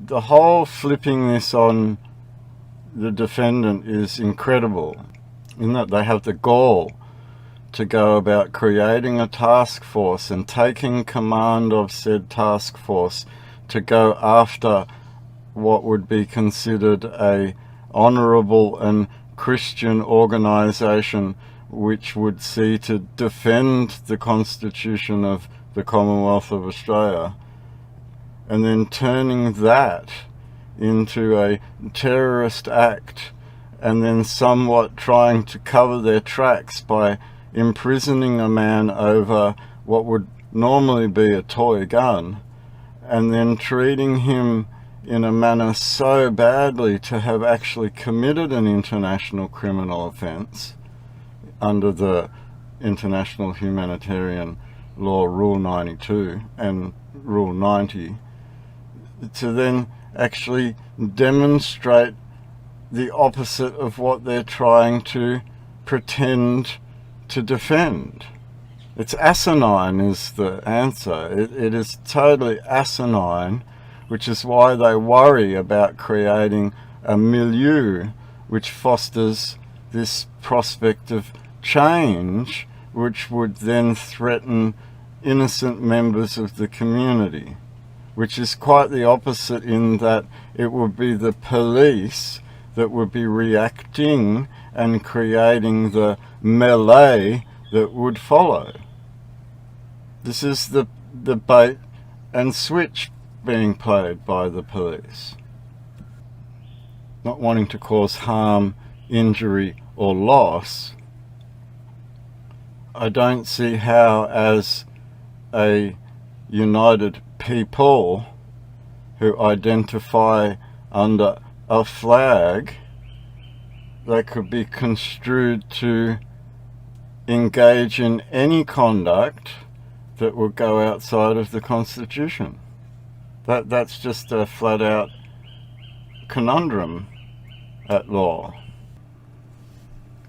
59. The first scenario was said to comprise the defendant continuing with the conduct of the kind engaged in prior to his arrest and incarceration, and the second, the risk of escalation of his conduct. 58. The written and oral submissions made on behalf of the plaintiff then descended into a level of complexity which it described as potential, open bracket, risk scenarios, close bracket. The complexity of these potential and in some ways speculative scenarios, to my mind, underscores the speculative and uncertain nature of the risk allegedly presented by the defendant that he will commit a serious terrorism offence. So we can see that the Justice is aware that this initial incarceration and these claims are not relevant to the actions that are taken out by these doctors during this incarceration. We can see by all of the evidence stacked up together that the state has acted in a very irresponsible manner in wielding a power that it thought it had to use but didn't exist. And on the flip side, we've seen that these videos that they relied on as evidence turn out to be a warning at law in that there is a correct statement being made in that United Nations peacekeepers arrived and knocked on the door of New South Wales correctional facilities for a reason. 57. The plaintiff submitted, the state and the Crown prosecution submit that they have concerns regarding mental health comprising of the nature of the defendant's mental illness, the poor history of compliance with medication, and his failure to comply with supervision by community corrections, as well as his lack of insight and impaired judgment. So the state, including the Crown Law Office, working on behalf of the Crown, are submitting that they have concerns regarding comprising of the nature of the defendant's beliefs, at which they have already been correcting with drugs and seek to further correct, at which it's proven now that this curial belief isn't so unbelievable. And that's a conundrum coming back up the document when this document was denied and these beliefs given some sort of credence in the knowledge that there is a line of authority that takes place within the state itself, and this becomes evident of the attack by state agents against a belief. And it's more a question than a belief, as we've already established. You answer the questions and the answer is what we can believe in. 68. His previous non-compliance with the CCO, which occurred back in May 2020, was premised upon his ideological beliefs. This is cited as evidence of risk, as his reluctance to engage in mental health treatment. His criminal history involves some violence and some past difficulty with anger management, based on information provided by his de facto partner, and these are said to be matters that heighten risk. The brush that these police have got is just endless. We can see that the aim that they had now coming back, and the little brushes that they stroke to get to their aim is very, very apparent. And the way they structure the language as to their end goal is to talk about a risk that isn't factual at law. They're talking about this quackery wherein it's gambling, a probability, a statistic. How can any of this quackery be held as any form of evidence? So we can only go on what's happened before. We've got no idea, is what they're saying. We're taking a gamble in that we hope this guy is actually a terrorist. They don't understand that they're the ones terrorizing the civilians on this land. It's very, very apparent by the actions that they've created that are very clearly brought forward in this court case. 67. The plaintiff submits that the risk is unacceptable, given that the defendant had previously made threats to police officers that may reasonably be interpreted as death threats. That's like putting a video together demonstrating that a crime has been committed wherein the punishment is a death. Rule 92 of international humanitarian law would see an international penalty take place if the state of New South Wales was to condone that kind of activity and its agents were to participate in that kind of activity. So what could be interpreted as a death threat? The actions that we're seeing by fixated persons against a normal everyday Australian, or the repercussions for those actions. 66. Regarding the second risk scenario, the plaintiff submitted that the risk assessment report author has concluded that the defendant is, quote, vulnerable to acting or engaging in violence to achieve the goals of the United Kingdom of Australia.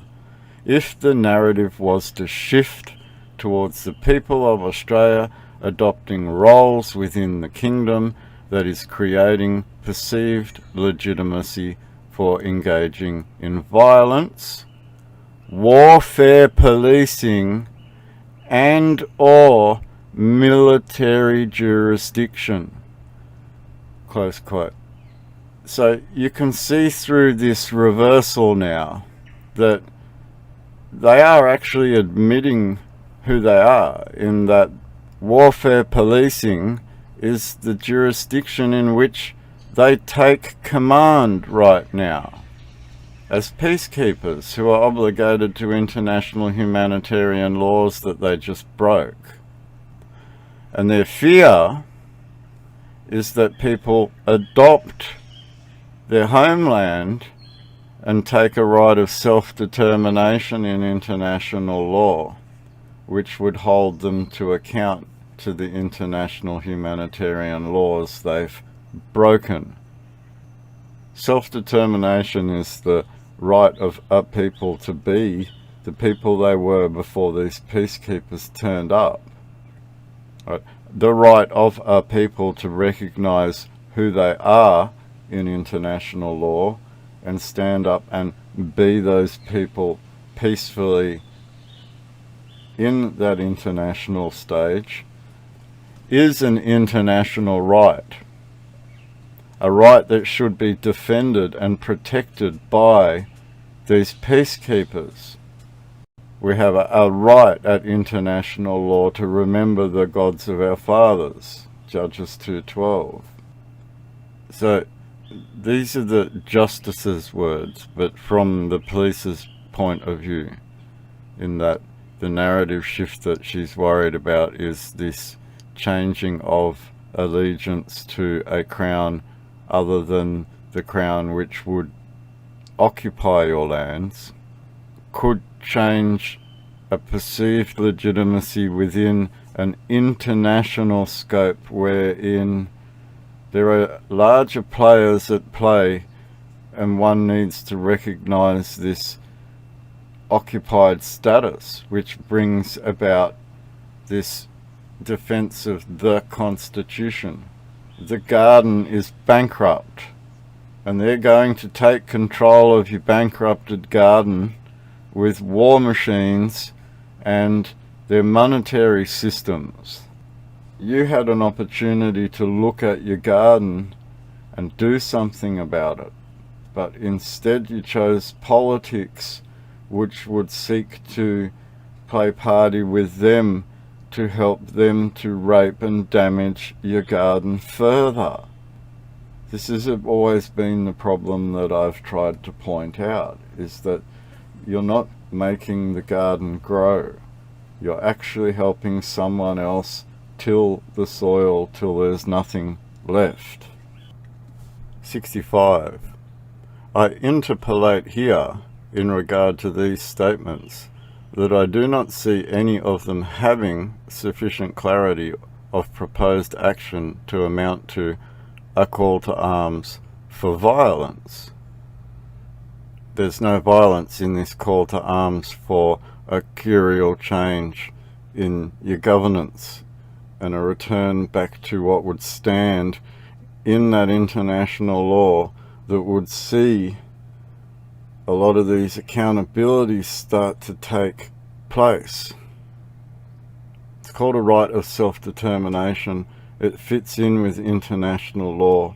It stands in with the blessing of Almighty God, and it finds its foundations over 100 years ago. 64. Whilst there are disavowals of violence in the material, these disavowals occur alongside statements such as, quote, got to start carrying out action to deal swiftly with foreign administrators ruling over our country with no rule of law, close quote, and, open quote, I have now given you enough evidence to crucify this man, close quote, and, open quote, no one is truly prepared for what is coming, close quote. A little bit of knowledge, I'll add my little flavour here, I don't want to say too much. Foreign administrators ruling over our country with no rule of law. They are nannies. They follow a rule of law that is touted by Scott Morrison, or now Albo will tout this word as much as he possibly can on the world stage. Rule of law. You all have to follow by rule of law. You all have to give up everything that you are because rule of law said that you've given it up already. You'll own nothing, and now you're going to enjoy it, is what they're saying. Rule of law, when it comes to a line of authority, you still have a judge, and a judge is still going to hear crimes. There are things that have affected you as a country in a financial burden, but it doesn't detract from the fact that there will be people that uphold some form of the law.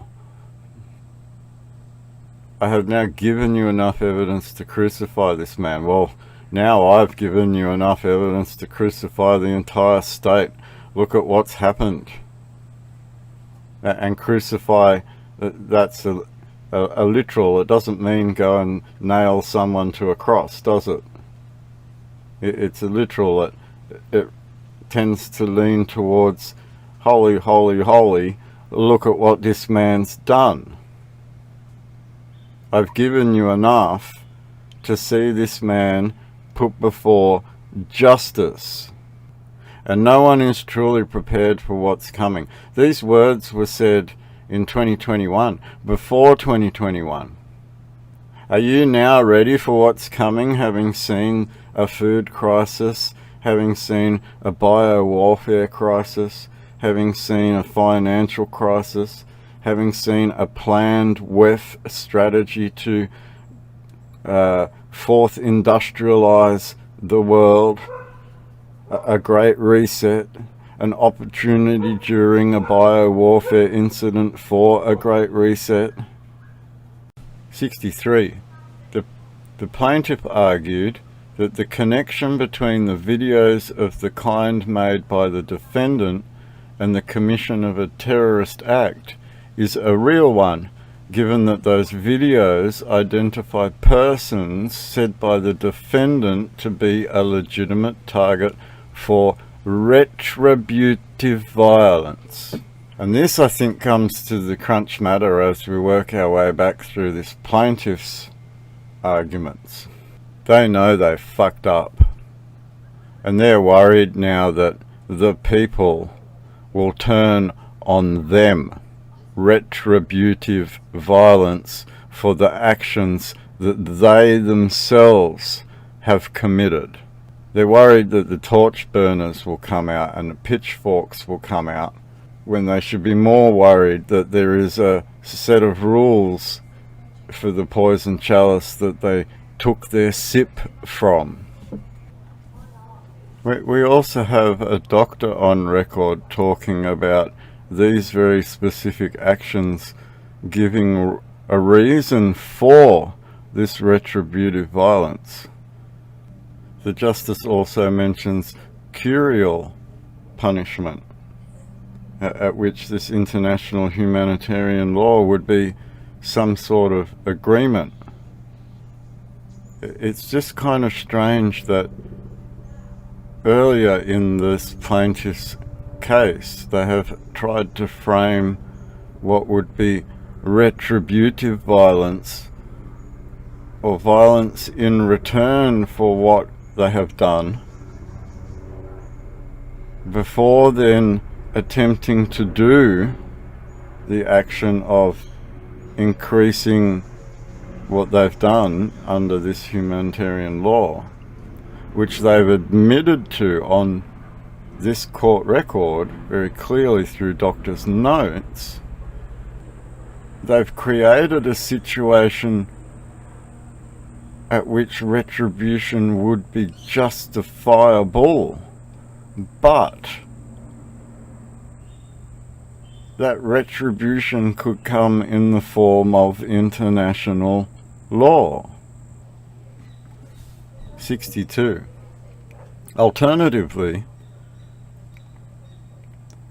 it was submitted that the defendant's conduct in publishing the videos on Facebook containing the material described above may lead to offences contrary to Section 101.5, collecting or making documents likely to facilitate a terrorist act, or Section 101.6, doing any preparation in planning of a terrorist act under the Code, particularly as the defendant is only required to be reckless as to the connection between his conduct and a terrorist act in order to establish those offences. These things, we already know that this publishing a video on Facebook is where this Detective Senior Constable Reason likes to spend his time on Facebook all day. Because here we have publishing the videos on Facebook, which would have been YouTube then linked to Facebook, allowing those videos to be shared into a Facebook environment rather than publishing them directly to Facebook. It seems as if they deemed the discussing of international war and the laws of armed conflict and asserting one's rights as a people, they saw this as a reckless connection between conduct and a terrorist act.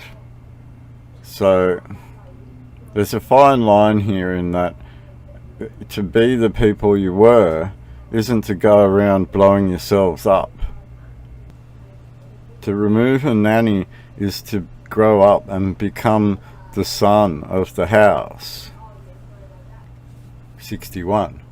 The plaintiff accepted that the threats of violence are stated to only occur following the regime change for which the defendant advocates, but argued that this still satisfies the definition of a terrorist act, and while the likelihood of threatened hangings might be low, and while the defendant may have had no intention to encourage immediate acts of violence, such threats are significant because they might create a milieu which fosters the prospect that personal injury will be suffered by innocent members of the community. And this refers to Minister for Affairs versus Benbrika 2021 388 ALR 2021 HCA 4 at 46. The plaintiff accepted that the threats of violence are stated to only occur following the regime change. This is, the cops have accepted this point of view. The police have accepted this point of view, that the threats of violence would only occur following a regime change for which the defendant advocates. And I would argue differently, but argued that this still satisfies the definition of a terrorist act. And I think the judges pointed this out earlier in our reversal. Such threats are significant because they might create a milieu which fosters the prospect. Now this is where this creates a culture or an environment or the image of your forefathers which would not, well, I repeat, which would not advocate for acts of violence against innocent members of the community. That's just a totally benign statement. A milieu is the word that is what becomes a people within a culture that have the same ideology, but within the framework of international law can't be deemed to be terrorists because they already find standing within that international law. It was for them to stand up in it. So the judge alludes to having a right that you can assert. And we've already seen how the police seek to undermine the neighbourhood and the community. They seek to oversee it like the state likes to look after a child. It became guardian of the people as the larger child or children. This is why little things annoy a grown-up, such as being told to wear a helmet or to slow down on your push bike. There is no need for a guardian to step in and constantly nanny the children of the state, wards of state.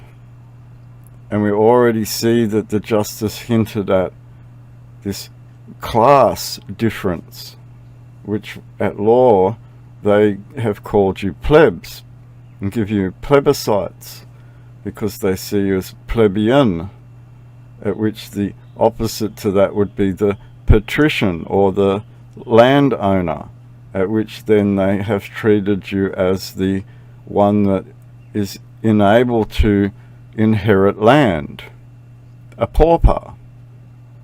That they haven't been able to sit down at a table and discuss or argue these matters.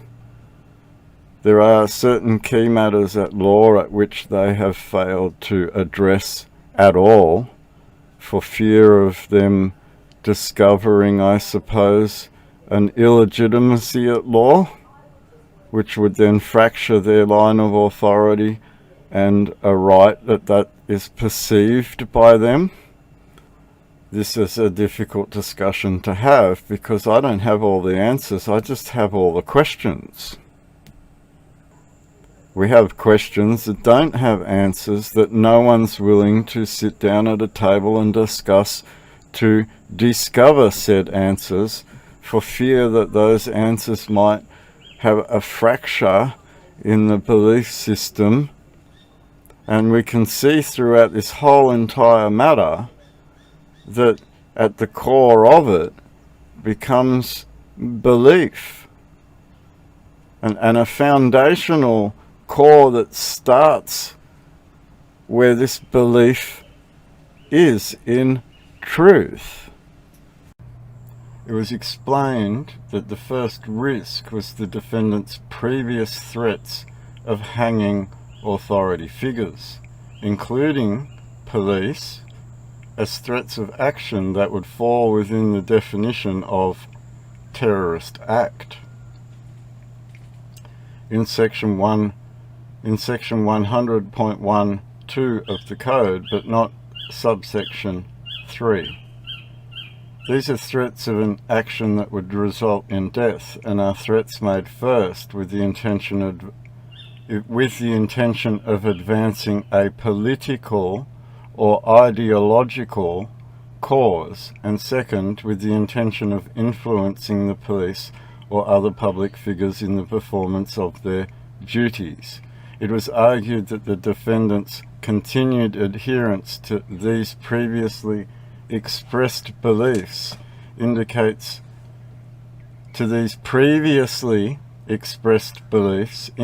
a real prospect of him resuming conduct of the kind engaged in prior to his arrest, and so there is significant likelihood of the defendant engaging in conduct that constitutes as a terrorist act, being an offence contrary to section 101.1 of the code. And this is where the police are totally shot down in a ball of flames, and they don't know where to go from here. They have tried to tar this brush so many times over and over, and it's demonstrated that this little squad inside the New South Wales Police Force has chosen to discredit the police force's name by attacking faithful Commonwealth civilians, people that are loyal to that constitution more than most people in society today. That's the irony here, is that there's some sort of loyalty in a line of authority which holds that constitution as a sacred garden of God. And for these officers to believe that they are in somewhat protecting either the garden or the children in the garden is a joke in these circumstances. 59. The first scenario was said to comprise the defendant continuing with the conduct of the kind engaged in prior to his arrest and incarceration, and the second, the risk of escalation of his conduct. The whole flipping this on the defendant is incredible, in that they have the gall to go about creating a task force and taking command of said task force to go after what would be considered a honourable and Christian organisation which would see to defend the Constitution of the Commonwealth of Australia, and then turning that into a terrorist act, and then somewhat trying to cover their tracks by imprisoning a man over what would normally be a toy gun, and then treating him in a manner so badly to have actually committed an international criminal offence under the International Humanitarian Law Rule 92 and Rule 90, to then actually demonstrate the opposite of what they're trying to pretend to defend. It's asinine is the answer. It is totally asinine, which is why they worry about creating a milieu which fosters this prospect of change, which would then threaten innocent members of the community, which is quite the opposite, in that it would be the police that would be reacting and creating the melee that would follow. This is the bait and switch being played by the police. Not wanting to cause harm, injury or loss, I don't see how, as a united people who identify under a flag, they could be construed to engage in any conduct that would go outside of the Constitution. That's just a flat-out conundrum at law. 59. The first scenario is said to comprise the defendant continuing with the conduct of the kind engaged in prior to his arrest and incarceration, and the second, the risk of escalation of his conduct. 58.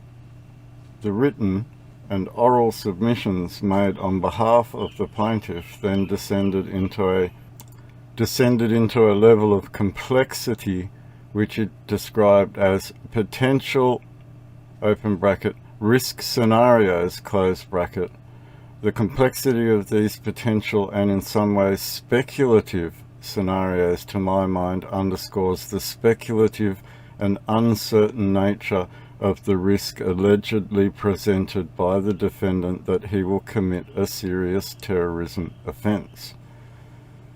So we can see that the Justice is aware that this initial incarceration and these claims are not relevant to the actions that are taken out by these doctors during this incarceration.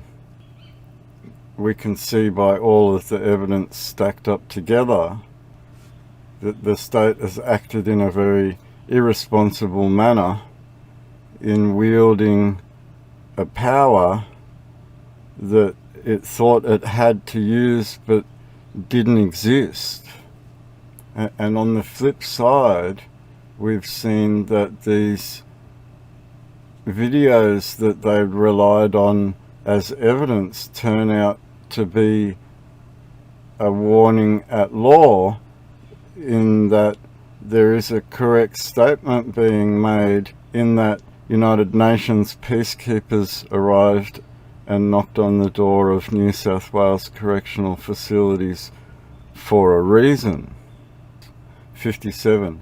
The plaintiff submitted, the state and the Crown prosecution submit, that they have concerns regarding mental health comprising of the nature of the defendant's mental illness, the poor history of compliance with medication, and his failure to comply with supervision by community corrections, as well as his lack of insight and impaired judgment.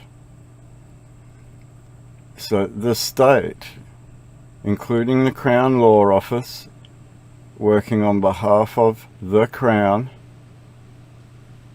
are submitting that they have concerns regarding comprising of the nature of the defendant's beliefs, at which they have already been correcting with drugs and seek to further correct, at which it's proven now that this curial belief isn't so unbelievable. And that's a conundrum coming back up the document when this document was denied and these beliefs given some sort of credence in the knowledge that there is a line of authority that takes place within the state itself, and this becomes evident of the attack by state agents against a belief. And it's more a question than a belief, as we've already established. You answer the questions and the answer is what we can believe in. 56. I interpolate here to observe that I am not persuaded that those phone calls form a solid basis for that submission. There are statements made in those phone calls by the defendant that suggest the contrary, and the calls were almost 5 months ago. We must also note that this is the Justice again interjecting and putting her comment on the record. She's stepping in and saying that these phone calls are so old but still don't demonstrate what you're trying to paint, you're trying to tar with your brush. 55. Although recent communications between the defendant and his Justice Health mental health team appeared to include disavowal of his previous expressed beliefs, recorded conversations between the defendant and United Kingdom of Australia members on 29 January and 18 February 2021 suggests that he still maintains those beliefs. 54. In terms of assessing whether there was an unacceptable risk of committing a serious terrorism offence, the plaintiff emphasised that the facts giving rise to the Commonwealth offences, which stemmed from the defendant's ideological connection with the United Kingdom of Australia movement, the ideology evidenced in his social media postings as well as his poor mental health, it was argued that the material referred to in his Facebook posts regarding the activities of the United Kingdom of Australia and that movement's ideology comprise statements consistent with the use of violent extremism to achieve their aims. This is in turn consistent with what the defendant says in his own Facebook and YouTube posts. Well, this has been proven incorrect already, because the YouTube posts have already proven to be within the boundaries of that political sphere, and this indication of somewhat truth at the end of that tunnel. It's again this brainwashing of the state emphasizes that this man thinks wrong, and we need to correct his way of thinking because it's not in line with the state's doctrine. That's the bottom line. And then at the core, what is the doctrine of the state? And when you get to the very core of those matters, then that's where they go silent. And it's in that silence that then we begin to question whether the state has any values at all. The assessing of what is acceptable or unacceptable as a risk when it comes to a terrorism offence is obviously life, limb or property, and the damage to or destruction of can be considered a heinous offence. No one condones that kind of behaviour, but it seems that demonstrative of the police and their actions, they seek to conjure that kind of behaviour when they appear on the street within their marches and their rallies. This idea of poor mental health and an ideology stemming from this belief that Matthew Reason had in his mind, that he's conferred onto intern psychiatric system, wherein a police record is given to these doctors that they then get to add to because they are internal to this corrections facility. That they're not general mental health or the health department that the public see. These are a wholly independent bunch of people that look after prisoners and prisoners alone. And the way they treat those prisoners while they're inside a corrections facility relative to the interaction with the other people inside that facility, as well as the interaction with staff inside that facility. So these ideas are born from being treated in a certain way by police before one is interned into that sort of facility, whether it be through a court justice or through a police facility handing that person directly over to corrective services.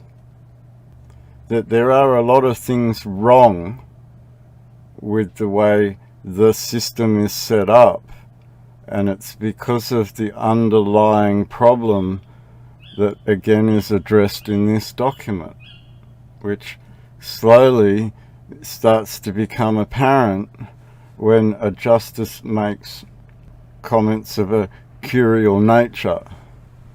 53. It was submitted that the fact that the threats appeared to contemplate some form of court or tribunal proceeding, first occurring before the punishment of hanging, does not deprive the propositions expressed of their extremist character. I wouldn't go around saying those things without clarifying the position that befalls someone before those things occur. There are a set of rules on the table, such as Rule 92 of the International Humanitarian Law, which has so obviously been broken in this incident. Now we move back into these health claims, because this application was in relation to an extended supervision order. 48.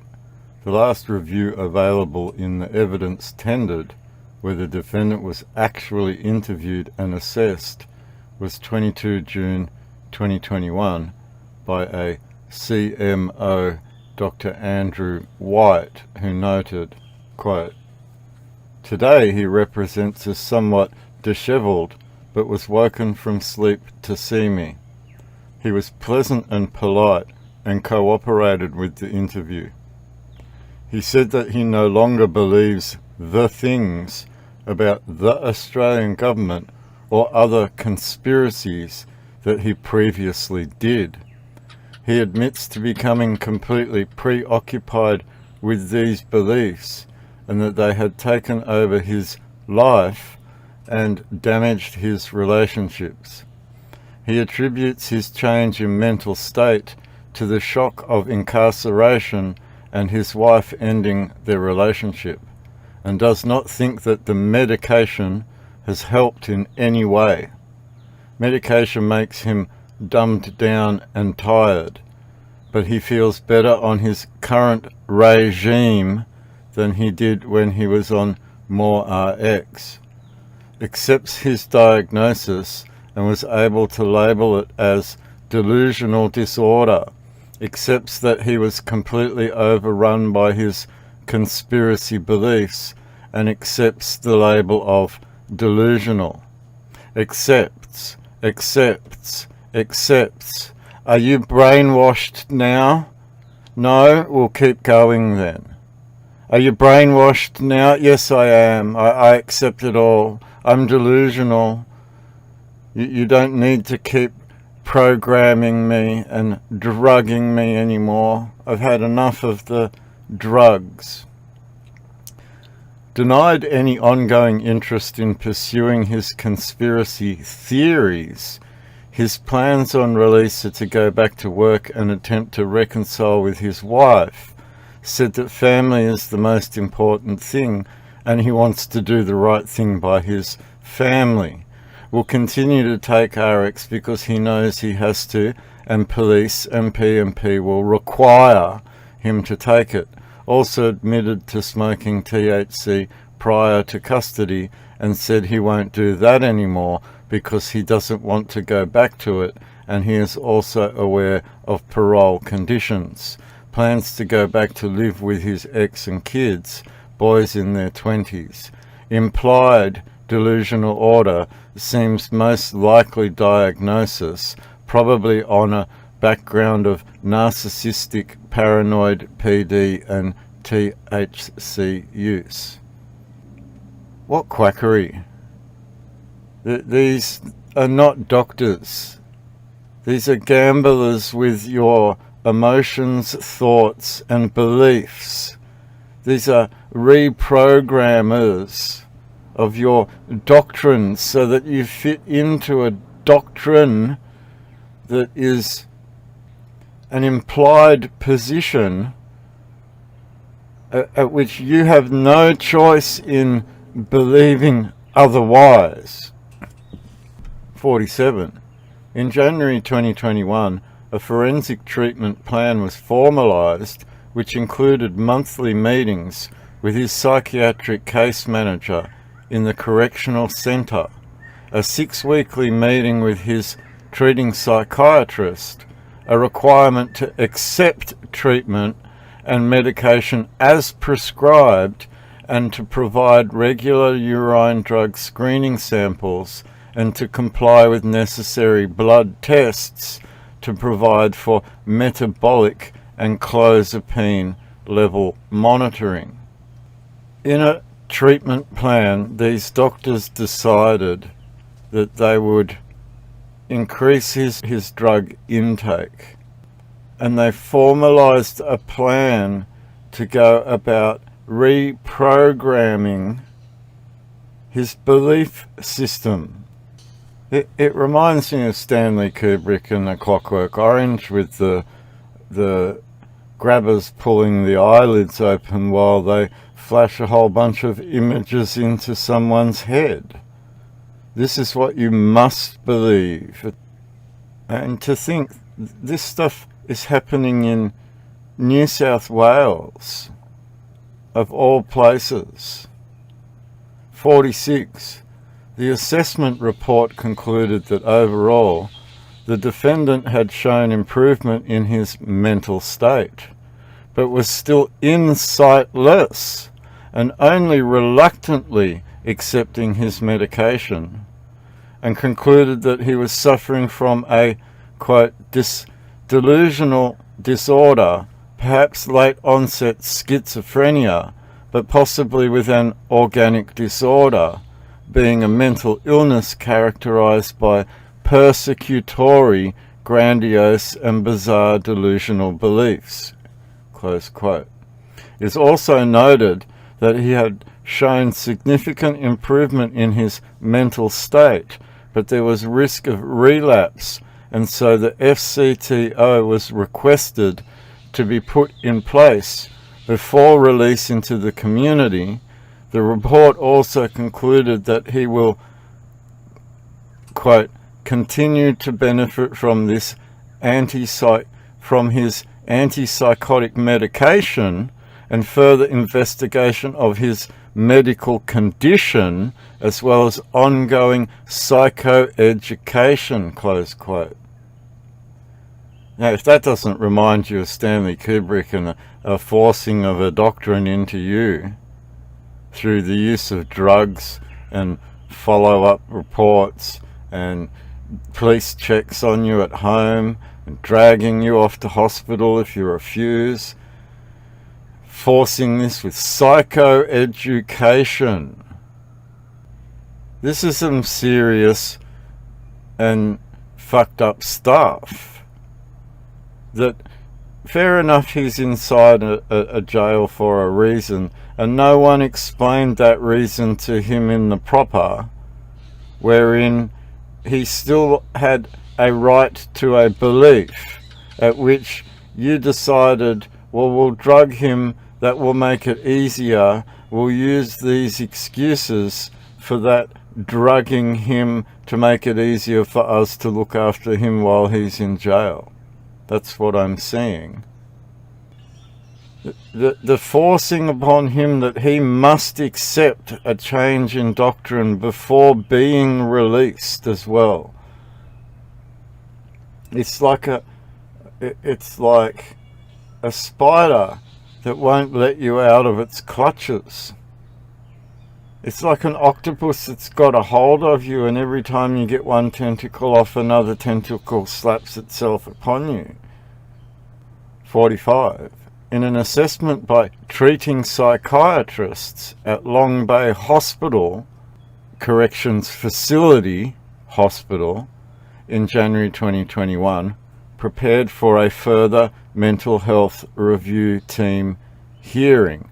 The treating team noted that it had received registered posts from one of the defendant's, quote, followers, telling them that they must release the defendant as he is being held illegally, and pleading his case to the Commonwealth Minister of Health, Greg Hunt, and that the defendant had said that he had been instructed on his views by, quote, Stephen, the right and truthful king, end quote.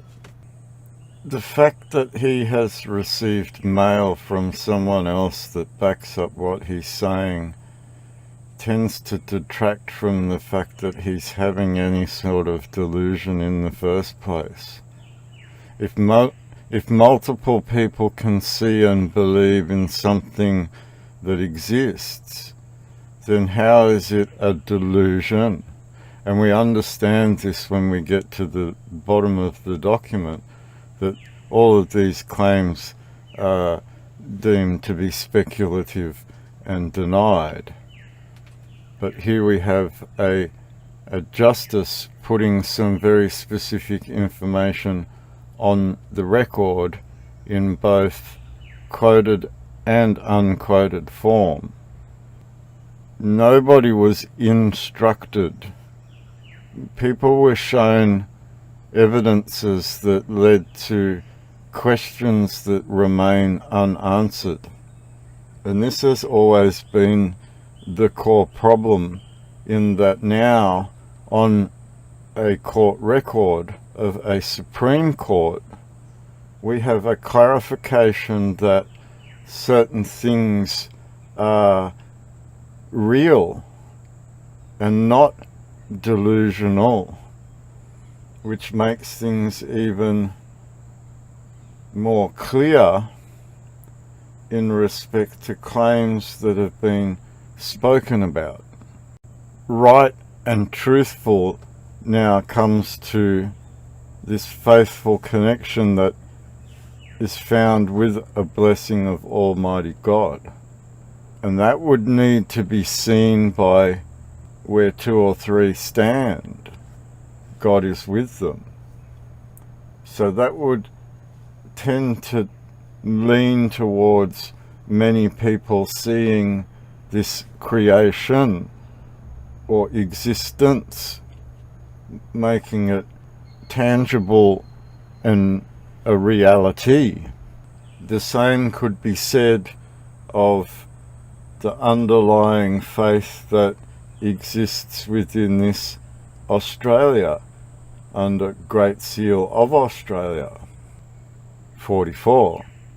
On review on 23 December 2020 by Dr. Sharma, staff specialist psychiatrist, the defendant said that he no longer believed the things he had previously stated about the government not being legitimate and Stephen being the King of Australia.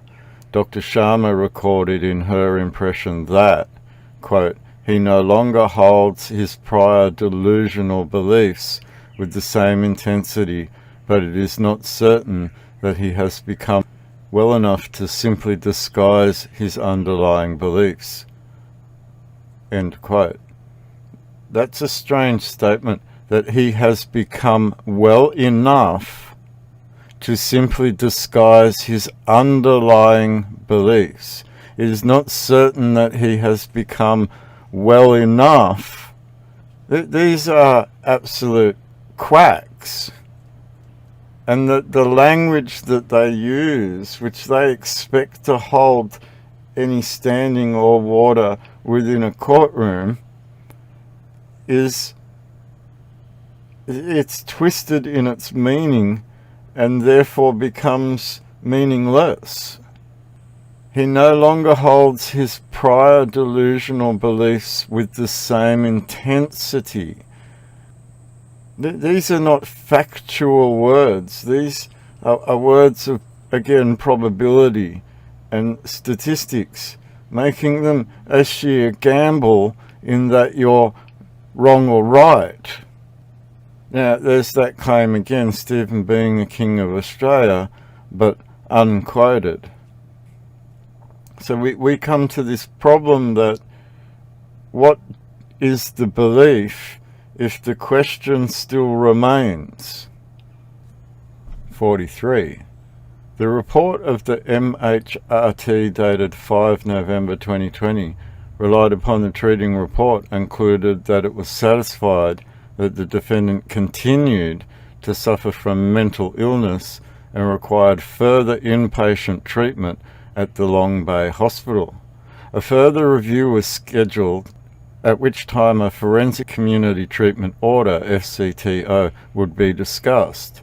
It was noted that the defendant said that he would not take any medication which would change his metabolic state, but he did not explain what that meant, and at the time the MHRT noted that the defendant was taking olanzapine, which he had recently been increased to 7.5 milligrams per day, and which was at that stage being administered by injection. So they then just start doing blood tests and say, oh, that's just to check his metabolic state and the amount of drugs that we're pumping into him.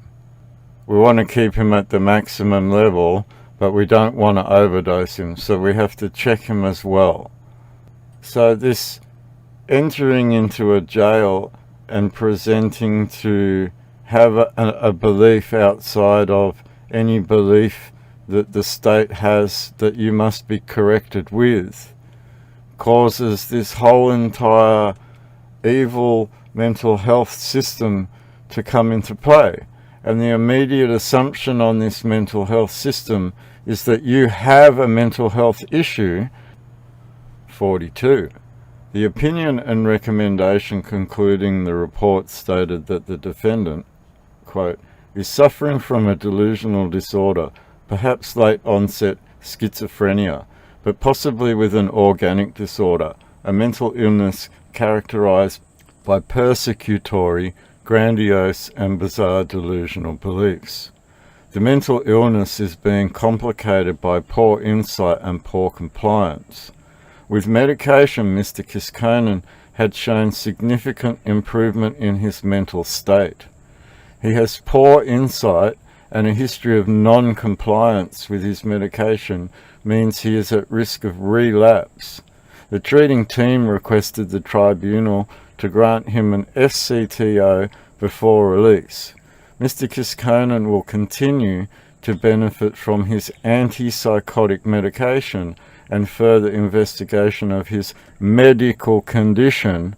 He will also benefit from ongoing psychoeducation. So we go through that claim at 46 again, repeated at 42, showing the source of this claim to be this report stated that the defendant, so this report has come from this Dr. Kanzu, which we'll get to. So this Dr. Sharma has then taken her impression from a report and carried on this charade. This mental state is to them not agreeing with being put into jail, because once you're in there, tough shit. They don't give a shit. They don't want to hear from you. They don't care about your health. They don't care about your living conditions. They don't care about jack shit squat in the New South Wales correction facilities. Having that belief outside of jail is a different story, because now you're not incarcerated and not within the intake care of corrective services. And here we're talking about Corrective Services New South Wales that denied access to UN investigators. 41. More detail was noted regarding the defendant's personal history, including that he came to Australia from Finland when he was 4 years old, and that he had worked many jobs, including sweeper in a mechanic shop, a fast food restaurant, carpentry and handyman jobs, but that for the last 18 years he had worked as a glass recycling driver. He was a worker from Finland.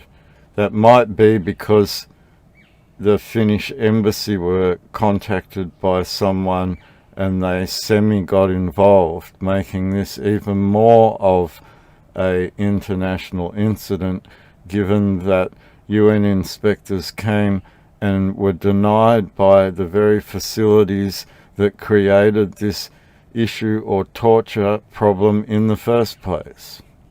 And this personal history as a worker, at which the justice hinted about that class separation that was hinted at in relation to that curial overthrow of government. 40. It was noted that the defendant had been on a hunger strike when he was first incarcerated due to his systematized delusional beliefs, believing he was a prisoner of war unfairly imprisoned. It was noted that he possessed poor insight into his condition and had not been consenting to his medication in the beginning, but was, at the time, reluctantly compliant with the treatment. So the moment we noticed some sort of political stunt going on in our jail, we jumped on it. And the moment he started talking about civil rights and international law, we drugged him. We didn't want him spreading that information amongst the other prisoners in the population. We didn't want him going into general population. We were having a hard time defining him as a terrorist offender, so we just drugged him instead. 39. Dr. Kanzu's report made reference to information obtained from the defendant's de facto partner that the defendant had, quote, become increasingly preoccupied with online conspiracy theories, withdrawing from his family, and becoming more grandiose and unable to be challenged, end quote. And when he was challenged, he, open quote, would become verbally but not physically aggressive, end quote. The de facto partner also outlines certain behaviours on the part of the defendant that Dr. Kanzu thought may be features consistent with a narcissistic personality disorder.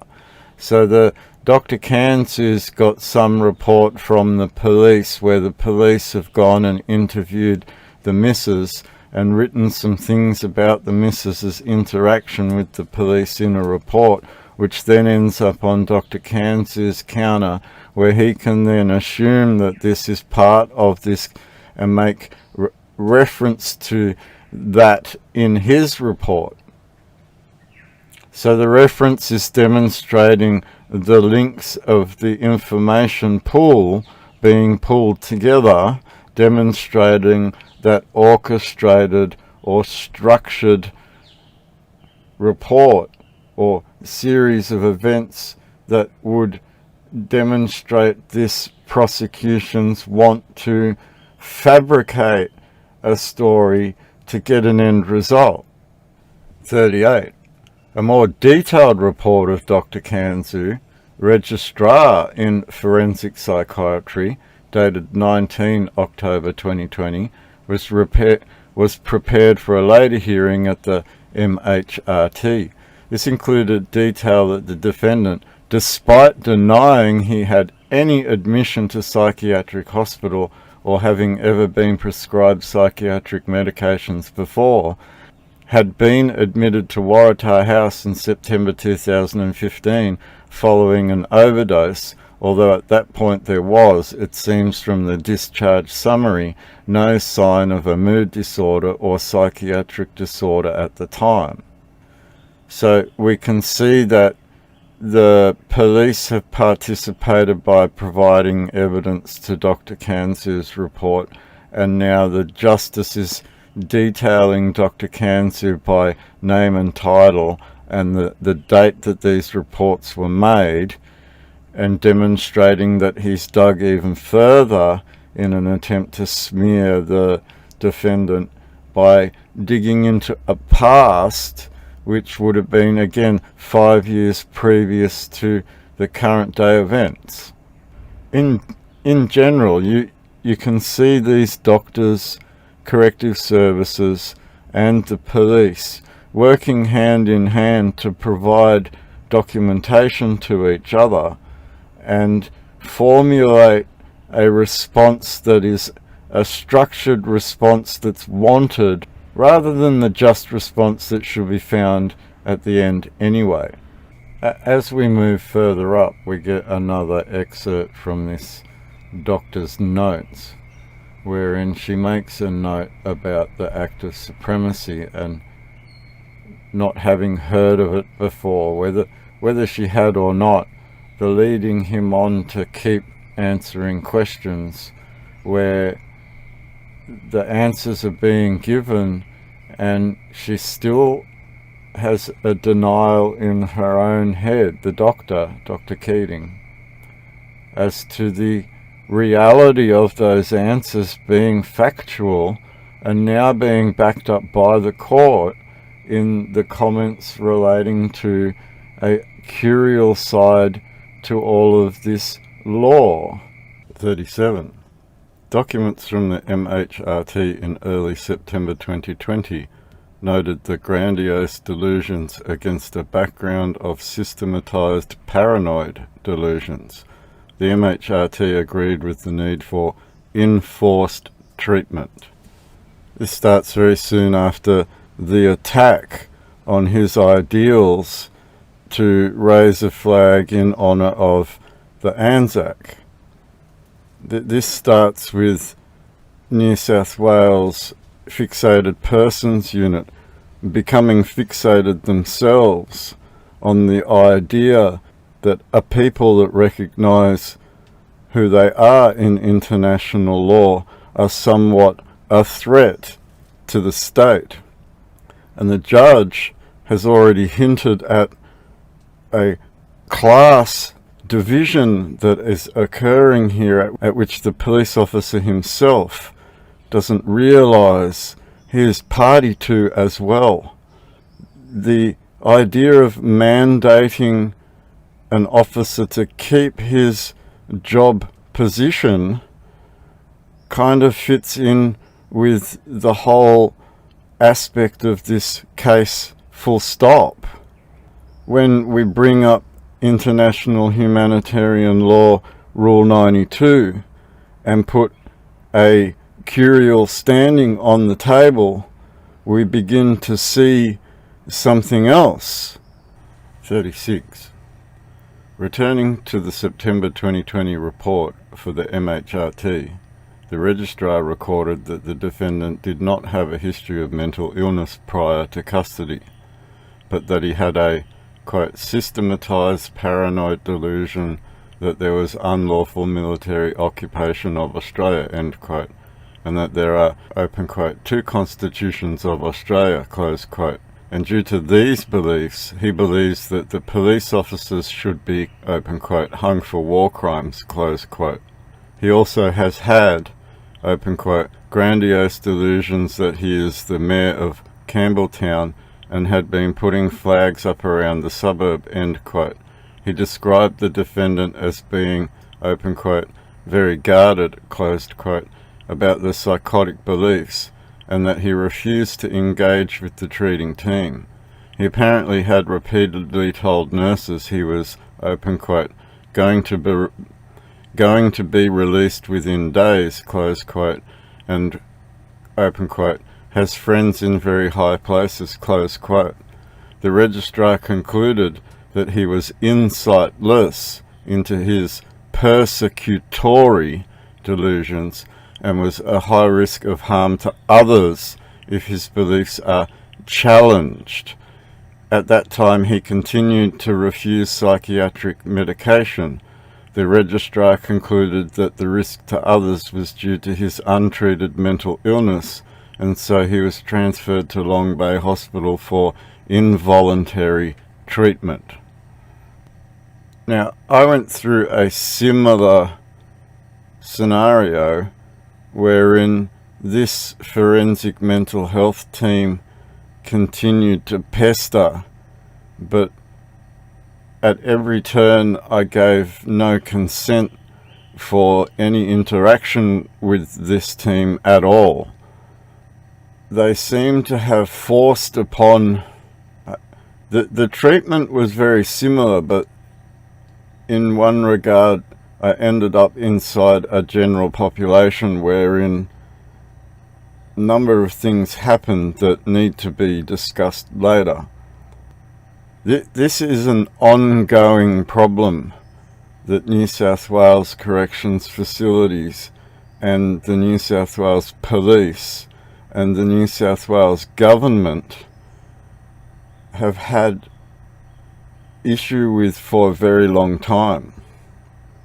This is not something that's new. This is not something that's independent. This is something that has happened before, will happen again, unless something is said about it. So going backwards, we can see these links from doctor to doctor back to this September 2020 decision, which would have been made in Silverwater Corrections Facility to have him transported to a hospital. And this Dr. Keating would have been the responsible party here, along with this registrar, Dr. Kanzu, a registrar in forensic psychiatry dated 19 October. So he would have been transferred out of the care of Dr. Keating at Silverwater and into the care of Dr. Kanzu when reaching Long Bay Correctional Facility, which is a hospital facility rather than a jailhouse facility. 35. Dr. Keating concluded her report as follows. Open quote. 50-year-old man with minimal psychiatric history presents with escalating delusional ideation over several years, accompanied by some grandiosity, no other clear symptoms of psychosis or major mood disorder. Note, history of bowel CA with possible signs of recurrence 2 years ago. Need to exclude organic cause of current presentation. He acted on his delusional beliefs by making threats and disobeying legal directives under the belief they don't apply to him, which has caused harm in various domains in his life, particularly his relationships and his reputation, now leading to legal sanctions. Recent risk to self via hunger strike, however now eating and drinking.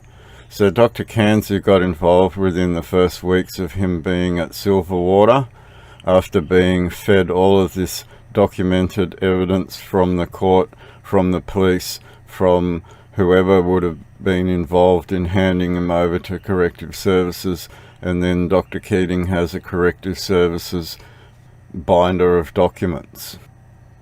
And it's in those documents that certain words are taken out that are planted there as word seeds that begin their history trail all the way up the chain.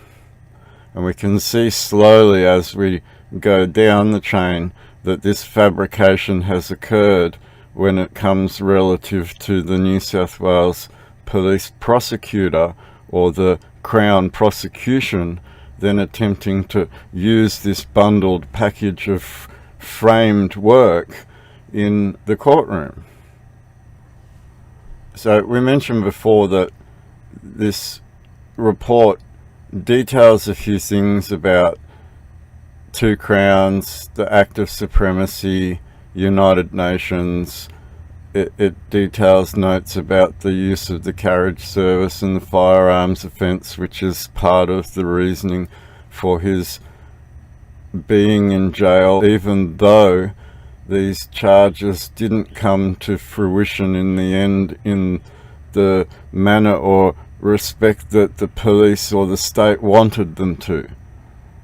A gel blaster has turned out to be a bit of a comical event with some very serious circumstances at the other end of it.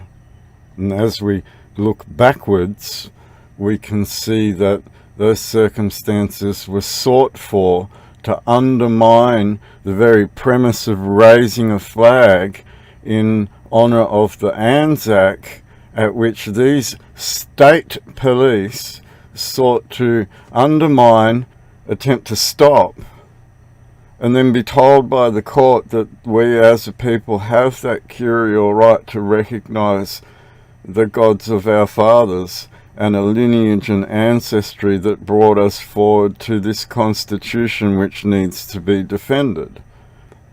So I'm not going to read through all of this, we'll move on to the next slide, but we can see that the moment that he's arrived in Silverwater Jail, he is treated very much like a battery hen.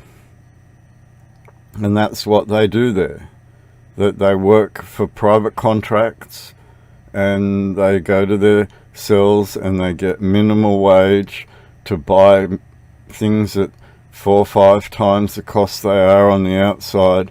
So it's a literal money churning machine for the state of New South Wales. There are a lot of things wrong when the state uses the jail system as a money churning machine. This case and the experience that not only yours had but I've had as well can demonstrate very clearly that the state doesn't care about the initial correction or repair of someone, as long as this machine keeps churning the dollars that come out the other end of it. 34. On 10 August 2020, the defendant was reviewed by staff specialist psychiatrist Dr. Keating. She was asked to see him in the context of a recent hunger strike and to examine whether he was psychotic. She noted the following. So this is this long-winded text that's taken out of this doctor's notes, which are very relevant to the action that has occurred, wherein they were actually warned very clearly that these rules apply and then went about not following them anyway. So we can see on this slide that there's a reference to the United Nations, there's a reference to a crown, there's a reference to a jurisdiction, there is a reference to a military occupation, and there is a reference to how one is being treated while in that jurisdictional knowledge. And then it is immediately assumed, this is August 2020, so June, July, August, we've got to this point where a staff specialist psychiatrist, Dr. Keating, has obviously made a decision to have him transferred from Silverwater out to Long Bay for forced treatment. 33. The defendant was referred to the Mental Health Review Tribunal shortly after his arrival in custody. In a report of 8 September 2020, the psychiatric registrar from Justice Health stated that the defendant had been referred to the Mental Health Screening Unit in the context of a deteriorating mental state. This downward slope of bad treatment that followed starts under a report 8 September by a staff specialist psychiatrist, Dr. Keating, wherein post that, receiving Dr. Kanzu, Registrar in Forensic Psychiatry, and 19 October, reviews the patient at Long Bay facilities. Observations regarding the defendant's mental health and the bases of the community treatment order. So they've tried to give some reasoning as to his beliefs being a threat to the community, when it's pretty realized that everything that's written down in this example is semi-what believed by the community anyway now. They can see the WEF, they can see the digital ID, they can see the lockdowns and the bio-warfare, they can see a lot of this stuff that has been a forced change on them, at which certain parties have called it a forced industrial revolution 4.0. And those certain parties have said a lot of things on a world stage that are relevant to the things that have happened on that world stage.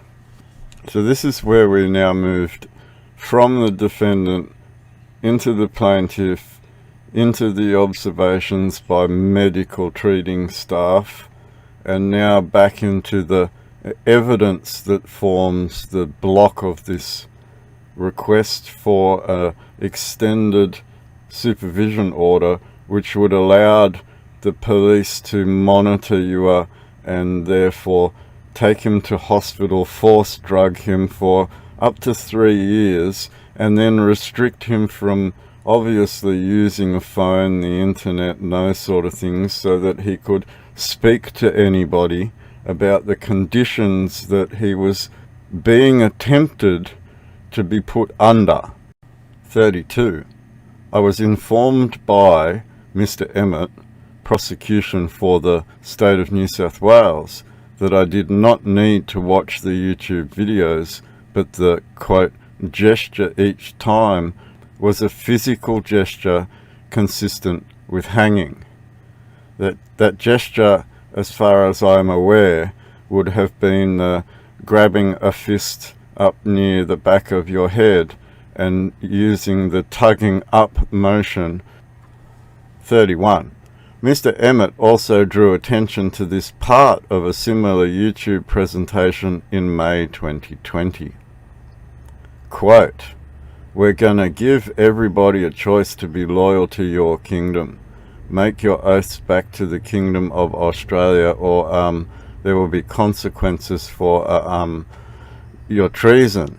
And yeah, the consequences will range from mild, being you're going to leave the country, you're going to leave it behind, and you're going to have no recourse to the very strong, and that is that some of you might find 3 minutes 26 makes gesture a rope getting very tight around your neck and your feet dropping out from underneath you, and that rope going taut and snapping your neck.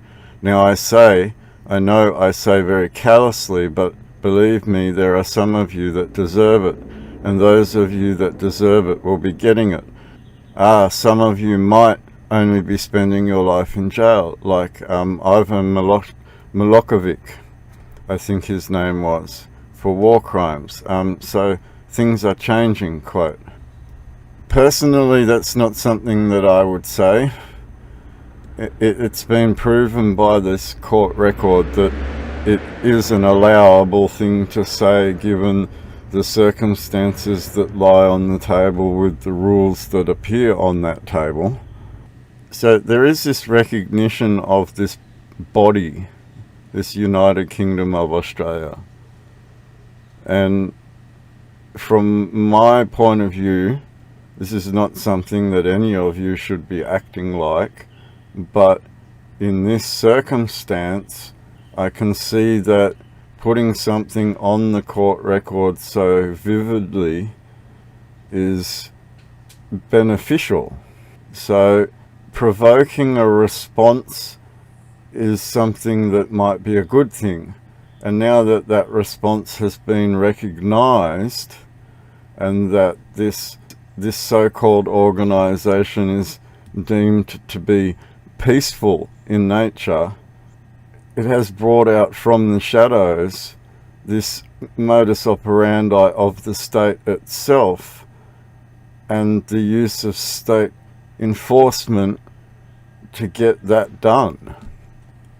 And then we refer to a second presentation. 30 Senior Counsel for the plaintiff, Mr. Emmett, placed emphasis on a particular recurrent gesture he says that the defendant made in some of his YouTube material.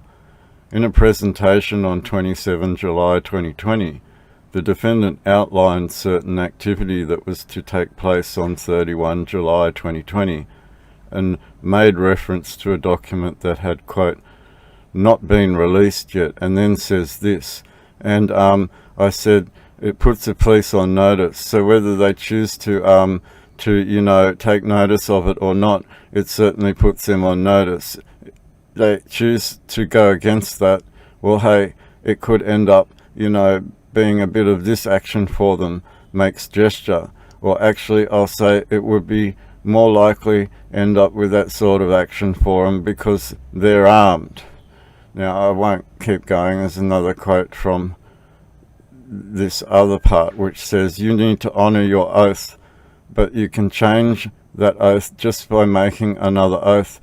Your oath back to God voids all other oaths. You're serving a foreign crown, a foreign God against your own people. That's a very important quote, okay, because this demonstrates that it's a little bit more than sovereignty, in that the God is now linking those that laid down their lives so that you may have what they're taking away from you at the moment. This very premise of a Commonwealth of Australia owned by the people for the people. It's now owned by the WEF, and you'll own nothing and you'll enjoy it. Remember, these two videos, as we have come to realise through this case, have petered out for the police as some sort of reliable activity on which to frame some sort of threat incident. Both these videos have been demonstrated to have kept within the boundary of international law and demonstrated very clearly that these consequences are a liability to those that have sipped from this poison chalice. And this is where we come to this very specific, poignant part of law, wherein we can now define what is curial and what is not. So going back in time, we jump another slide backwards as well, and we see that Dewar is in an ERISP interview, electronically recorded interview with Detective Senior Constable Gatwood regarding an email sent 7th of May 2020, at which this email is quoted pertaining to the military occupation of our Kingdom of Australia and a foreign crown pretending to be our proper crown. So there are very specific claims that have been made that haven't been rebutted. And that's the key point here that the Justice has pointed out in the police's argument or claim for this extended supervision order, that they haven't been able to define the reality in Ewer's claim. So Ewer goes on to talk about the Australian Treaty Series, Hague 4 War on Land, Military Occupation, Australia Day coinciding with the ratification of these Hague treaties back in 1910. Quoting from that, Article 1, the contracting powers shall issue instructions to their armed land forces which shall be in conformity with the regulations respecting the laws and customs of war on land, which include international humanitarian law at Rule 92, which we've alluded to already during this series. We also have a defined but miswritten statement of the United Kingdom of Great Britain and Northern Ireland. It's spelt island like a island in the sea rather than Ireland, being the St Edward's Crown. So there are some misquotes from the police. 28. He was asked questions about the role of the military tribunal he was referred to. Now, we must remember that the police themselves quoted the term military policing or wartime policing. They have a recognition already of what is being discussed here, and more so than Ewer. And that is where they're trying to use the court record to trip Ewer up instead of be honest to the court. 28. This military tribunal he has referred to. Question 217. So he's in an electronic interview and he's being recorded. This is the 217th question that he's been asked by police. So how many hours is this going around and around and around to get the same answers, and then define this from this 217th time? I was just going to ask what would happen to one of your members if they acted outside the military tribunal, if they went ahead and hung the police. Answer: oh, they wouldn't be one of our group, that's for sure. No, they'd be the United Nations that knocked on your door and said, oi, are you breaking some sort of international humanitarian law that you agreed to operate by while you administered these people?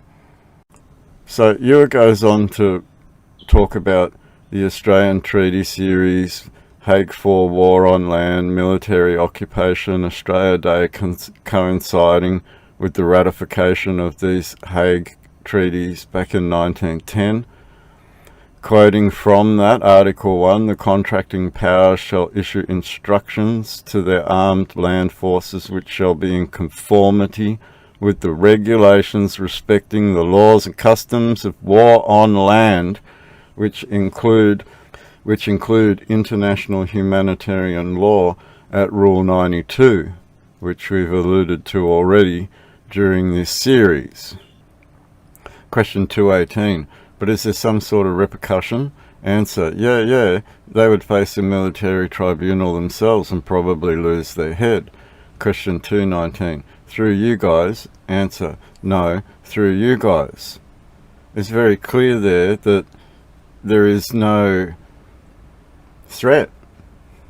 The threat is more a warning, and the warning is that you took the sip from the poison chalice yourself, and your actions could see repercussions. You went ahead and followed in the very actions that you were warned against doing. Rule 92, Rule 90. These are all formed in part of these international laws that are being discussed here. So it's unclear, but it seems to be a change in the two detectives talking to the defendant. And question 220 jumps to Detective Senior Constable Reason. A military tribunal? Answer. We're not here to fight with you. We're not here to argue with you. You people have to understand we're standing in our lawful capacity, and you people as a foreign military have to respect that. Otherwise it's a war crime. And we're talking about the attendance of war memorials in remembrance of the dead to continue on a culture or tradition or custom. It is Senior Constable Matthew Reason that in fact asked other states to participate in that war crime and stop a civilian population from remembering, wherein their literature has told them all their growing lives, lest ye forget, in the morning ye shall remember them, on the going down of the sun. 27. He was also asked whether he believed police should be hanged, to which he replied, quote, no, end quote. Should anybody be hanged? No. Should anybody be executed? No. Is war execution? No. Are the laws of armed conflict on the table to prevent some bad forms of war that would otherwise be seen as torture? So, should police be hanged? They are part of what would be considered a military machine under rules that military machine has to follow. If they go outside of those rules, then the repercussions of that machine should be determined by the history of that machine. This Clockwork Orange style of reprogramming is exactly what we're talking about here. So should police be hanged? Are they responsible for rounding up all the forces and then putting an innocent man through a jail system and inflicting an international humanitarian offence against him? Would you consider responsibility? Would you consider command responsibility? Would you consider the Yamashita Protocol in this respect? In that decisions made that are outside of these laws would not be a protection to those that made those decisions, or in that respect those that followed them either. When we use the terms culture and command responsibility, we can't escape from the fact that the Brereton Report was written by Justice Brereton of the New South Wales Supreme Court as well. 26. In his e-RISP on 30 July 2020, a transcript of which was tendered, a long, largely incomprehensible, rambling series of answers were provided to questioning police. The defendant denied that he was inciting people to violence, stating, I'm telling people not to cower in a corner at the sight of the police, to stand up to the police, but at the same time do not raise a hand against the police. Don't be belligerent. eRISP interview, Lewis Conan, dated 30 July 2020, which is the day of his arrest.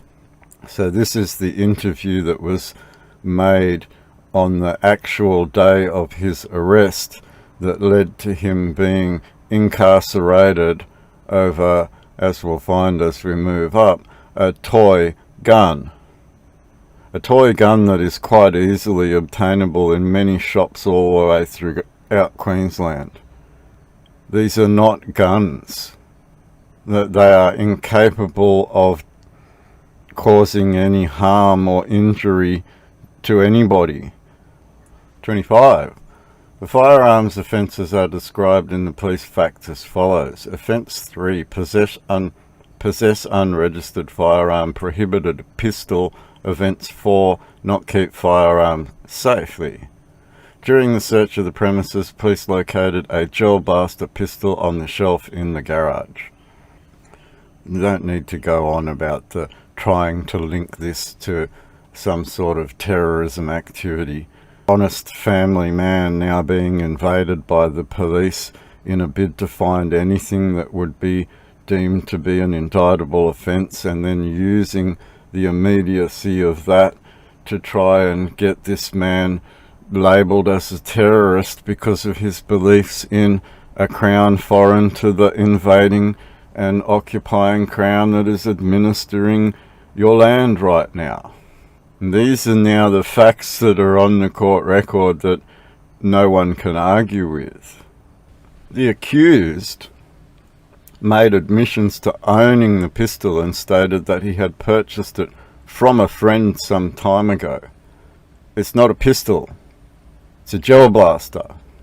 But the changing of wording, because you can classify it at law, then became a pistol in your mind, and then you attempted to impress that image onto anybody that read this report following.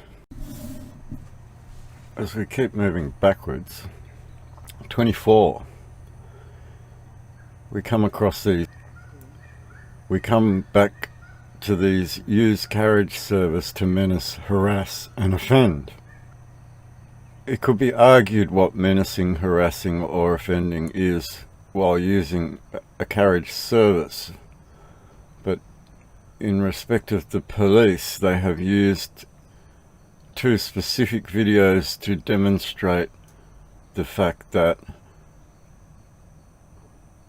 there were statements in these videos stating that the police should be hung. 24. It is against this background that the materials, the subject of the charges, was published and then sent by the defendant to DSC Gatwood on 25 May 2020 and 27 July 2020. The key points of this correspondence are relevantly summarised in the police facts. Offence 1. On the 25th of May 2020, the accused uploaded a video to YouTube and shared it to the, quote, remaining loyal to the Kingdom of Australia, end quote, Facebook group. This video showed the accused providing commentary about, all capitals, Spires being the new King of Australia, and that they will now be, open quote, challenging this government big time. We are going to put them in their place, end quote. He goes on to say that all police officers and army personnel will be held accountable if they do not make an oath to the, open quote, Kingdom of Australia. There will be consequences for your treason, end quote. The accused stated that those who do not swear an allegiance will be hung and their, quote, necks snapped, end quote. The accused stated his followers were required to advise him of their oath to King Stephen, and that from today on, open quote, things are changing, close quote. This video can be seen to have been filmed in an area of the garage at the accused's home at redacted Gregory Hills. Offence 2. On the 27th of July 2020, the accused posted a video of himself to his YouTube page. The video was about 20-minute recording titled, open quote, notice to police, close quote. During the video, the accused stated that he had a document that put the police on notice. He began to talk about police and stated, open quote, the one that surprised me the most was the fixated persons unit, a detective there named James. G'day James, how you going? I know you watch. Very surprised at your response, James. Although I realise why you made that response. I mean, you like your job. But what is your job? But is your job worth your life, mate? That's the thing. Not saying I'm going to do anything about it, but you read all of the material. I was only looking out for you. But obviously your job is more important than your country. So I guess that puts you into a special kind of category. It starts with T. I'm sure you know what that word is. The accused continued to talk about police, and if they go against the Kingdom of Australia, that will be hanged. The accused did this by making a hanging motion. The accused has subsequently indicated during his sick interview that T stands for treason. This video is identifiable as having been filmed in the accused's garage at redacted Gregory Hills. In the video, the accused later referred to Gatwood and police, stating, you need to realise that when you know you're committing treason and you continue to commit treason, the accused made another hanging motion, it does lead to that. The accused referred to the king taking power, stating, do you think you're going to be able to stay here and avoid a hanging? The accused continued to threaten that the police will be hanged. He talked about hanging certain police, stating, fuck yeah, we should. I'm not going to beat around the bush. I'll get a bit of pleasure out of it. The accused stated that the only way anyone will avoid hanging would be by changing their allegiance. End quote.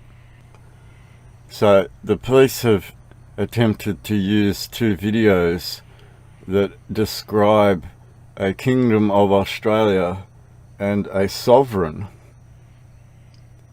These police have then attempted to use those videos to undermine that Kingdom of Australia, but in the process have only seemed to back up its creation and its legitimacy by detailing it on the court record. What is interesting here is that the Justice has noted Spires in all caps without any other reference to a name. What's Spires? About Spires being the new King of Australia. The house of? The person? This is a family name. So what is exactly Spires? I would take that as being the Spires family estate, the House of Spires. As we move up, we go through a whole bunch of videos that have been documented as posted in evidence. An example is a video titled Wayne Glue is a Traitor, posted on 12th of June 2020, is 15 minutes and 13 seconds in length. The video currently has a total of 1,308 views, with comments hidden by restricted mode, as well as 65 thumbs up and 20 thumbs down. A copy of this video is located at tab 358 of Exhibit AC1. So the police have downloaded all these videos. So there are 13 videos listed up until 36, where it says on 30 June 2021, I also downloaded the following videos posted by the John K YouTube page.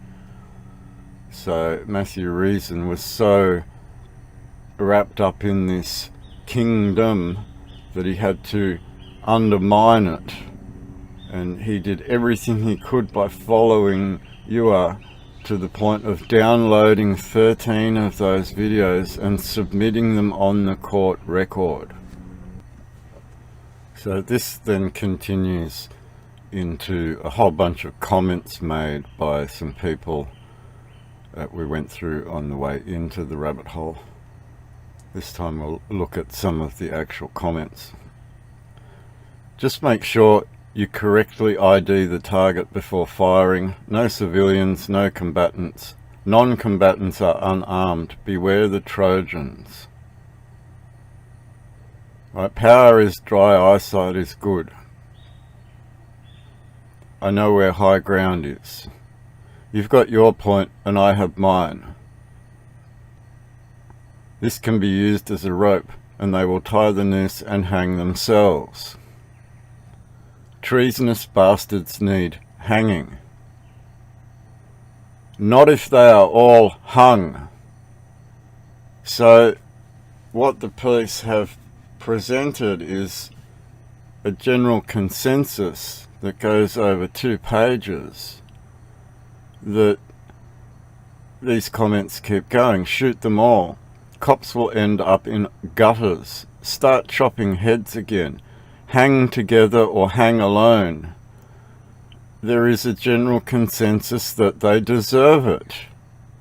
And they have the gall to sit there on the media and ask for compassion after what they've done in the last 2 years to everyone. And they think that that's going to be very quickly forgotten in this land and the people are just going to move back to what things were. They're gravely mistaken. With WEF on the shorelines controlling their job role, they are going to participate in fucking your country up even further. They work for a foreign power on your soil. This is very evident and very clear now, after what the Justice has put on record. They are a curial overthrow of your government. They threw out Gough Whitlam in 1975 after shutting down the office of Prime Minister in 1971 and merging it with the Department of Cabinet. 22. DSC Reason noted that the open quote Australia Day ceremony, close quote, discussed in the defendant's posts did go ahead on 31 July 2020, with United Kingdom of Australia members attending war memorials in Sydney, Melbourne, Adelaide, Perth, Brisbane, Cairns, Mackay, Launceston, Geelong and Canberra. Detective Senior Constable Reason said that the ceremonies in Sydney, Melbourne and Perth all exceeded 20 attendees, and attendees were arrested or moved on in Melbourne and Sydney. He's lying about Melbourne, right? And he's the cause behind Sydney. And he very openly admits right here that he used a police force against a peaceful organisation that fit within the boundaries of international law. He attacked something that had a right, both nationally, federally, and internationally. He openly admits right here to employing others into his scheme to undermine something that is not linked to any form of terrorism whatsoever, to attempt to frame Ewa by putting him into the court system under a terrorism act. 21. According to Detective Senior Constable Matthew Reason's affidavit, the defendant's take on his own activities was that his videos were not threatening, but open quote, telling the truth about what would happen, close quote. He's a little bit skewed in his truth, but he is right in what he's saying. The rules already appear on the table. They don't need to be made for them to be enacted. There is a Brereton report currently on the Australian Defence Force in relation to its activities in Afghanistan. Don't think that the United Nations won't come here, like they did with their investigators, to create a report on corrective services in the state of New South Wales. 20. These activities led to the arrest of the defendant at his home on 30 July 2020. He was charged with 2 counts of, open quote, use carriage service to menace, harass and or offend, close quote, and with firearms offences related to a, open quote, gel blaster pistol, close quote, found at his home. So we can see not only did Matthew Reason involve the police of all the states, it is this information that led to him being arrested, and it was this information that led to these very spurious and speculative claims being put on the court record in relation to his defence. And we already see that Matthew Reason's reasons have been shot down like a Lancaster bomber. And all the bombs that he intended to drop were just defamations in an attempt to undermine an organisation at which obviously the state feels threatened. There is a line of authority held within that crown that defines the right to do certain things within the country.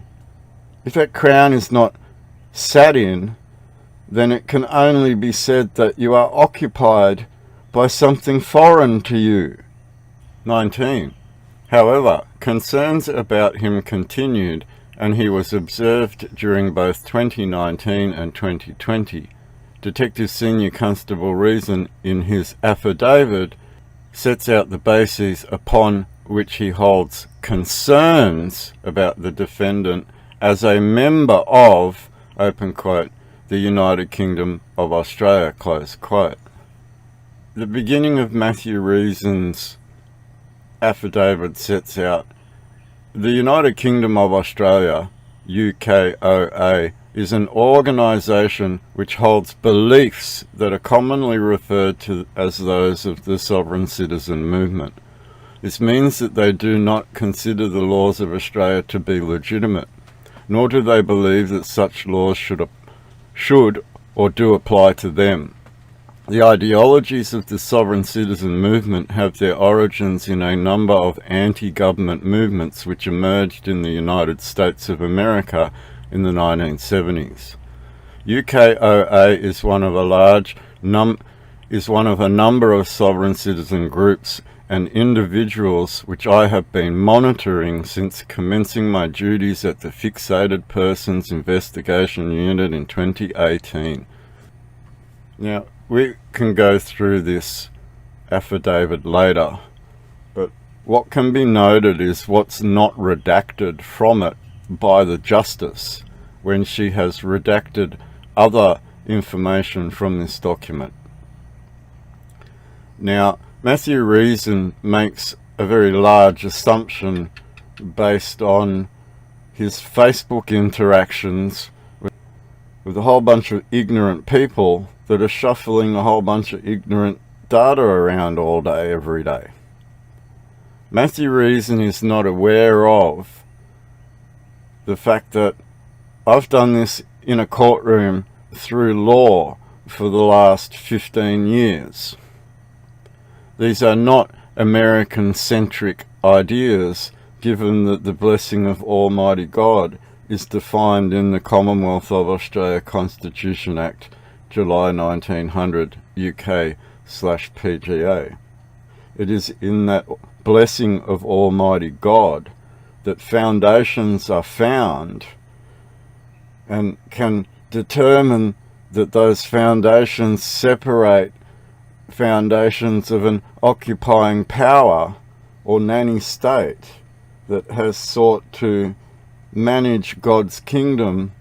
We have documents that have been released to the National Archives, which demonstrate since 1954 the undoing or dismantling of a country into what is now Australia. This is already occupied, taken over land.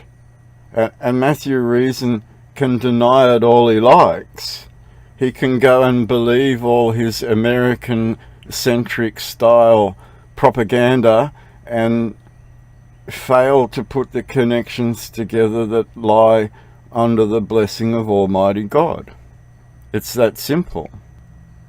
I have shown people the beginnings of those foundations, which is why there is a dedication to return to them.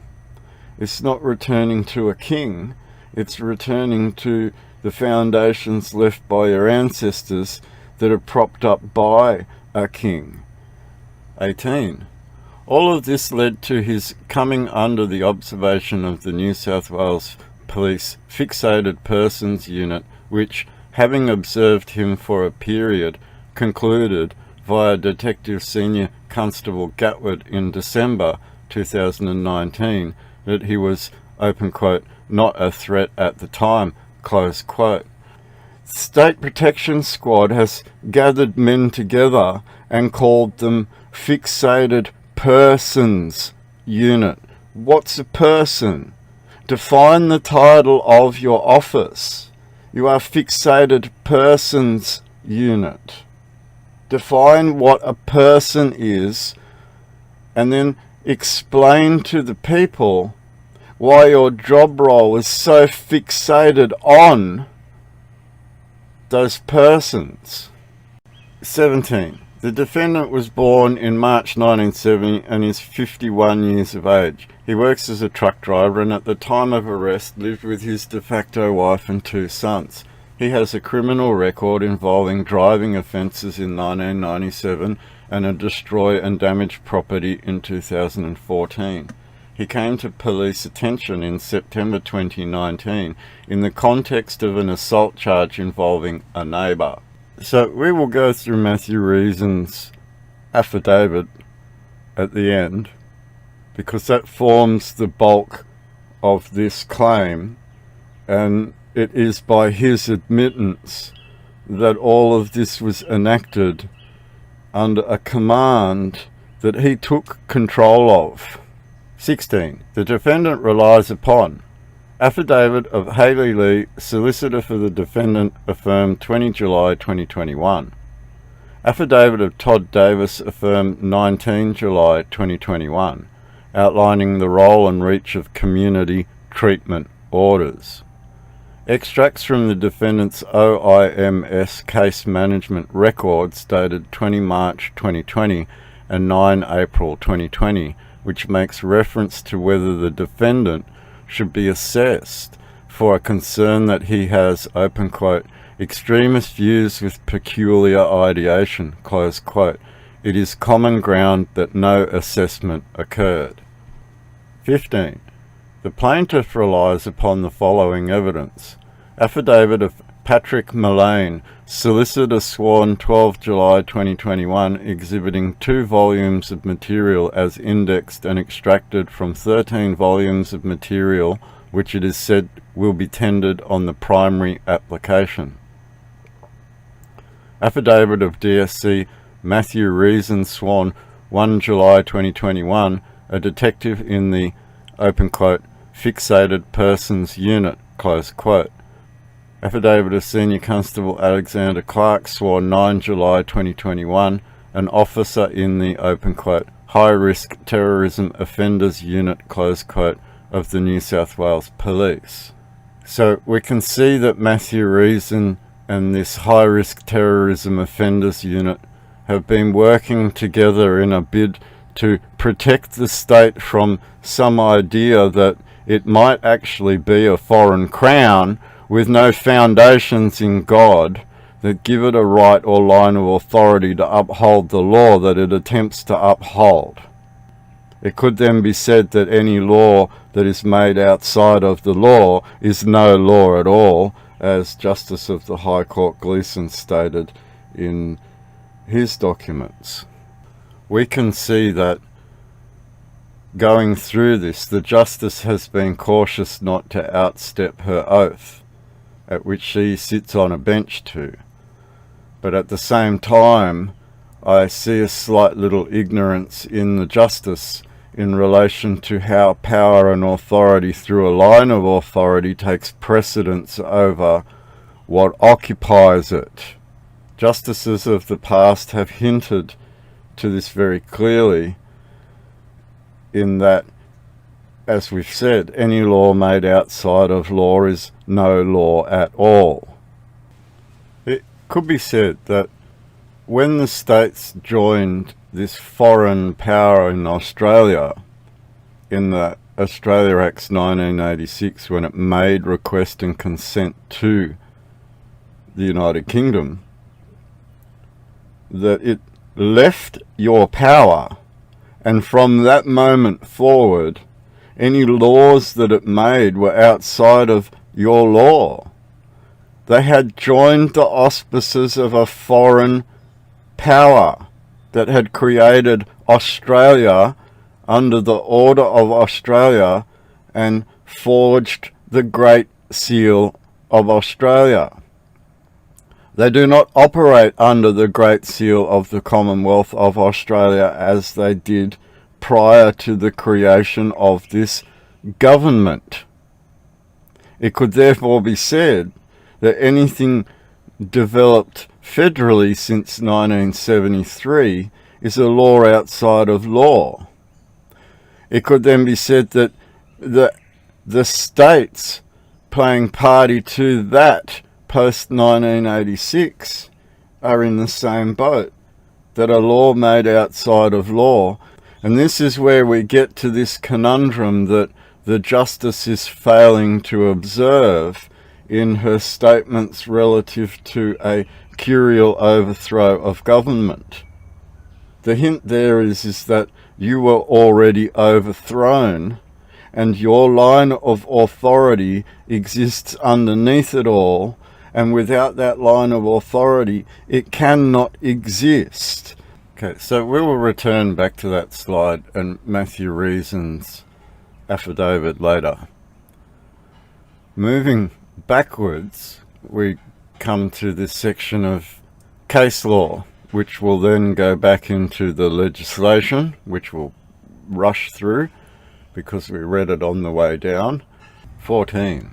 I gratefully adopt the summary of the principles to be applied at an interim hearing set out by Johnson J. in the State of New South Wales versus Fayed, preliminary 2020 New South Wales Supreme Court 1681 at 44 to 52. Quoting from another court case, which then quotes from other court cases, but the general consensus is that she's relying on this grouping of court cases as to her foundations in making the decisions that follow. We know that those decisions were to dismiss this application and refuse it completely. The task for the court for the preliminary hearing is to apply the statutory formula in sections 24(5) concerning the appointment of a psychiatrist and psychologist to carry out examinations of the defendant, and section 27(b) concerning the making of an interim supervision order. So we can see here that the judge is specifically saying that I have to make a determination before any psychiatrist or psychologist gets involved. And I'm going to make that determination based on the evidence of the state. And that being Detective Senior Constable Reason and his affidavit along with his partner Senior Constable James Gatwood.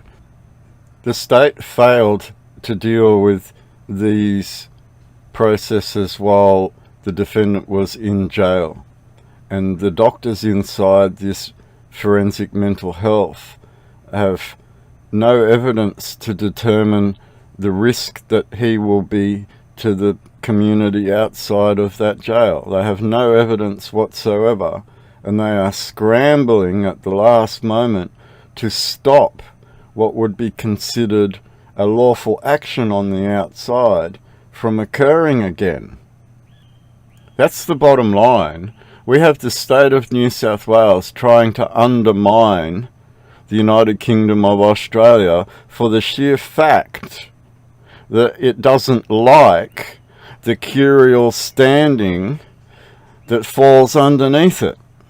It can somewhat prove that the state doesn't have a true line of authority in the matter.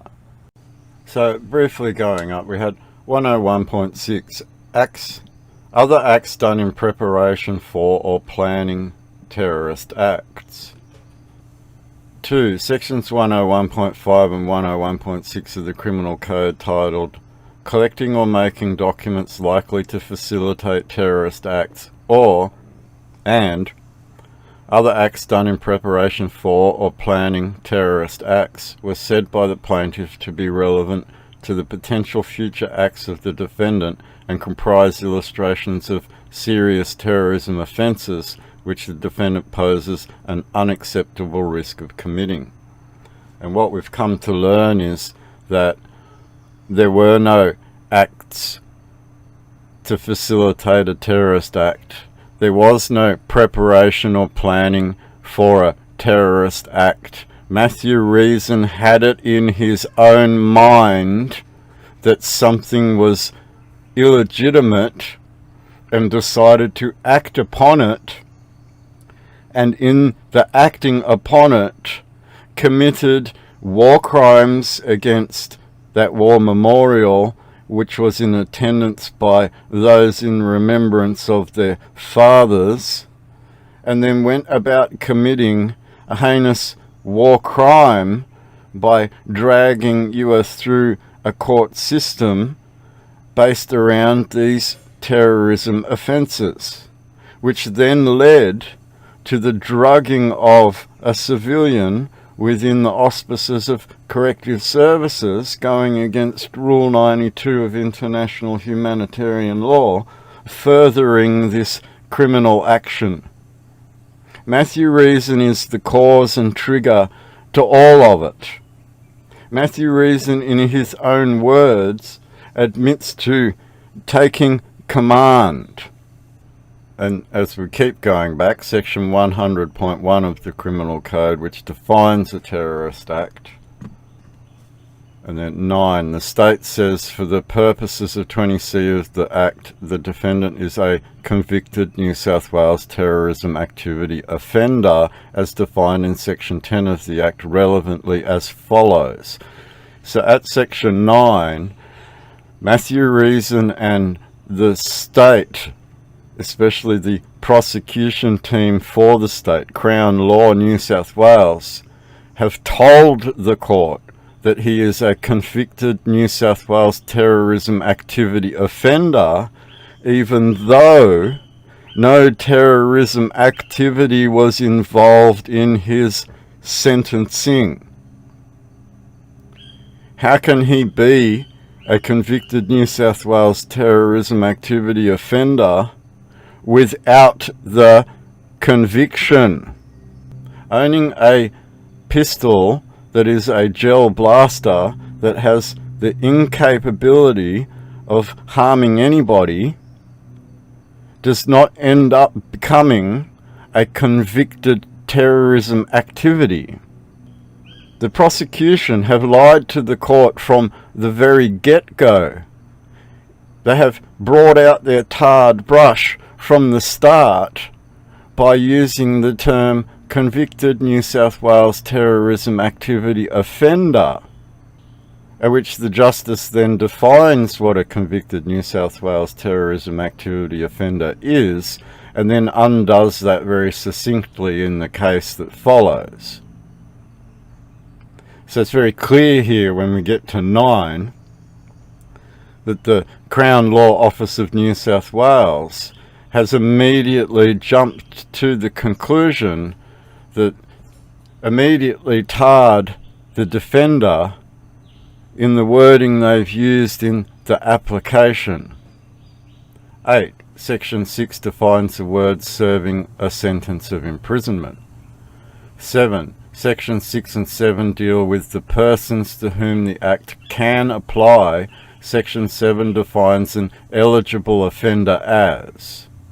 Now, this is a good time to bring up the class separation that the Justice alluded to previously. What is a ward of the state? Why do these patricians treat you like plebs or plebiscites? Why do they treat you like cattle? And there is a very clear answer in it, in that you are being treated as if you are wards of the state. So we get to the top of the legislation and we see that the requirements for setting this extended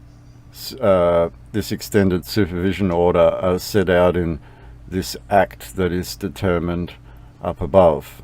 We can see that throughout the legislation, the Justice has defined very specific terminology that is being used by the police to demonstrate to the police that they have failed in their ability to define the defendant as such.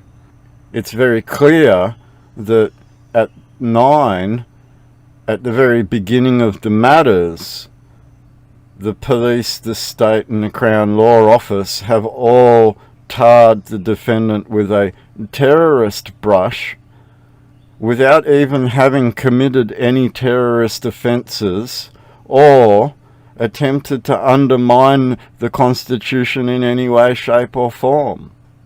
It can be demonstrated very clearly that through his actions he sought to defend the Constitution. We can see then we end up at slide 1, back at the start of the case, where the decision is dismissed and the state is to pay all costs. So coming back up to the top, State of New South Wales versus Kiskonan.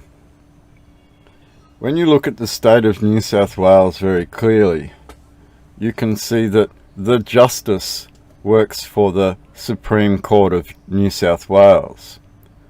You can see that the Crown Solicitor's Office is the Crown Solicitor's Office of New South Wales. When you look at the police, you can see that they are the New South Wales Police Force. When you look at the underlying oath of allegiance that befalls all of them, it defines a line of authority in which they stand.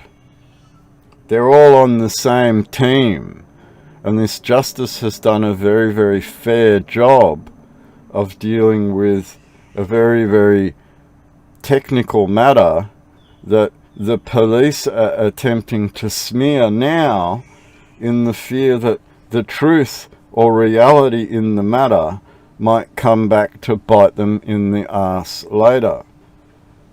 Rule 92 and Rule 90 of international humanitarian law would surely demonstrate that bite to be a big one. So the state is denied the ability to monitor someone as a terrorist, an Australian of their own country being treated by their own state government as a terrorist for wanting the truth in foundations of law, are being treated like a terrorist, for asking questions relative to why they are treated in a certain way, which is hinted to by the Justice here when talking about class, the working class, the poor, the pauper, the pleb. There is a distinct definition in a type of law that is being used here, wherein wards of the state are being treated as if they are in state care. This is what you see in the legislation here, when the legislation is worded in a way that a nanny is looking after retarded children. You can see by the actions of the state that it is concerned that its children might be growing up to realize whose house it is, and to define that line of authority might define the truth in all matters. Nothing matters but the sun, the moon, and the truth. And we're finally getting to that truth of the matter, in that a line of authority is a failed link when it comes to the government of the state. There is only one possibility, in that they work for a foreign existing power, and the police have admitted through this document that they act in wartime policing.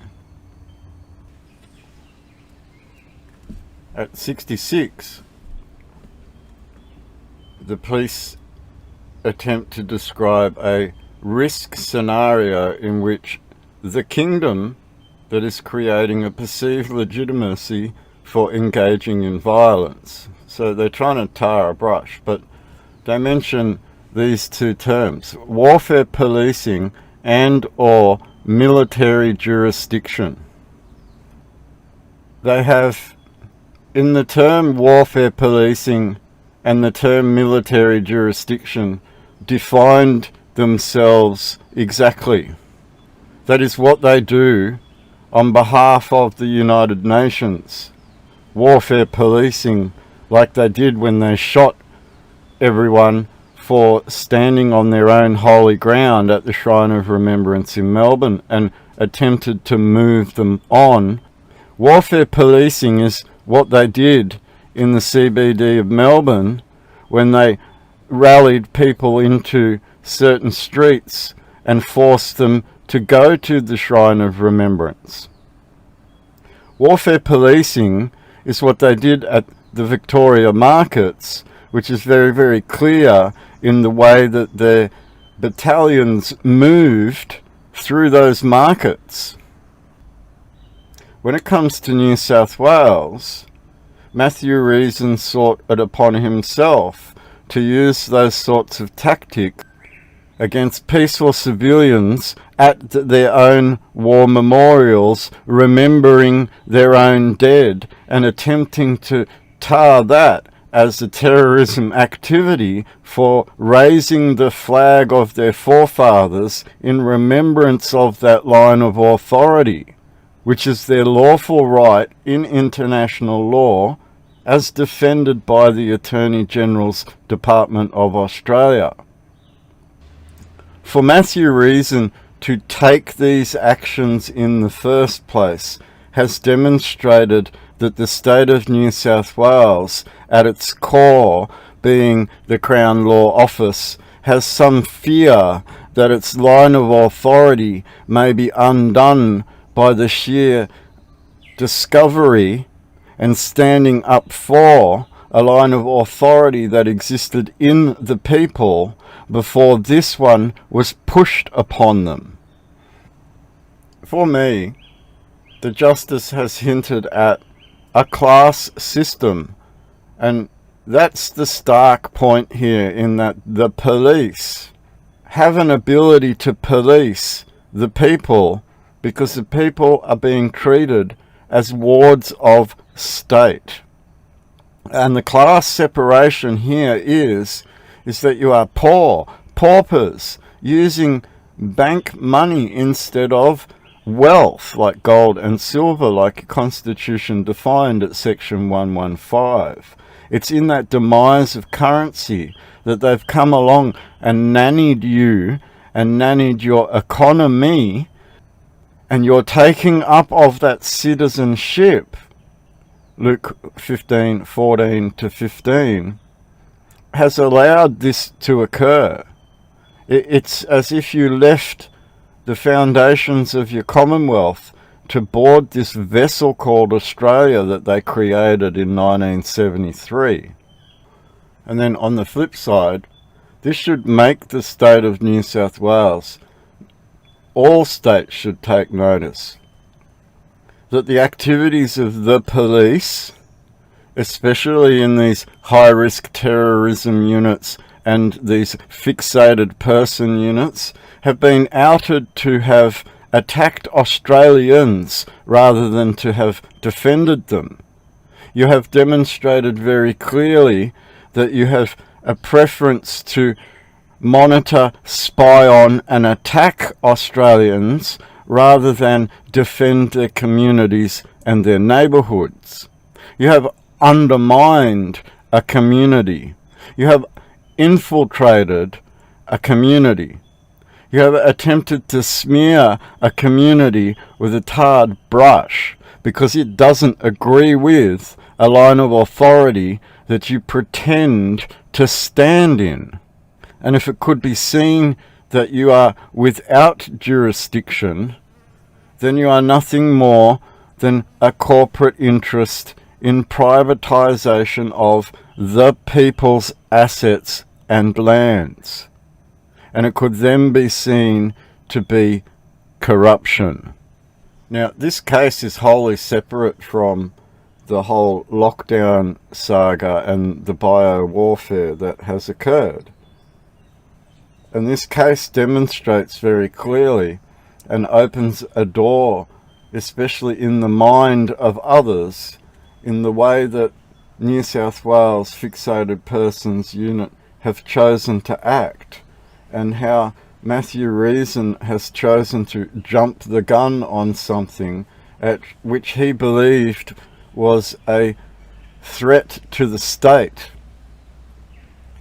And this direction would have come from somewhere higher than Matthew Reason, when Matthew Reason chose to take command of the situation.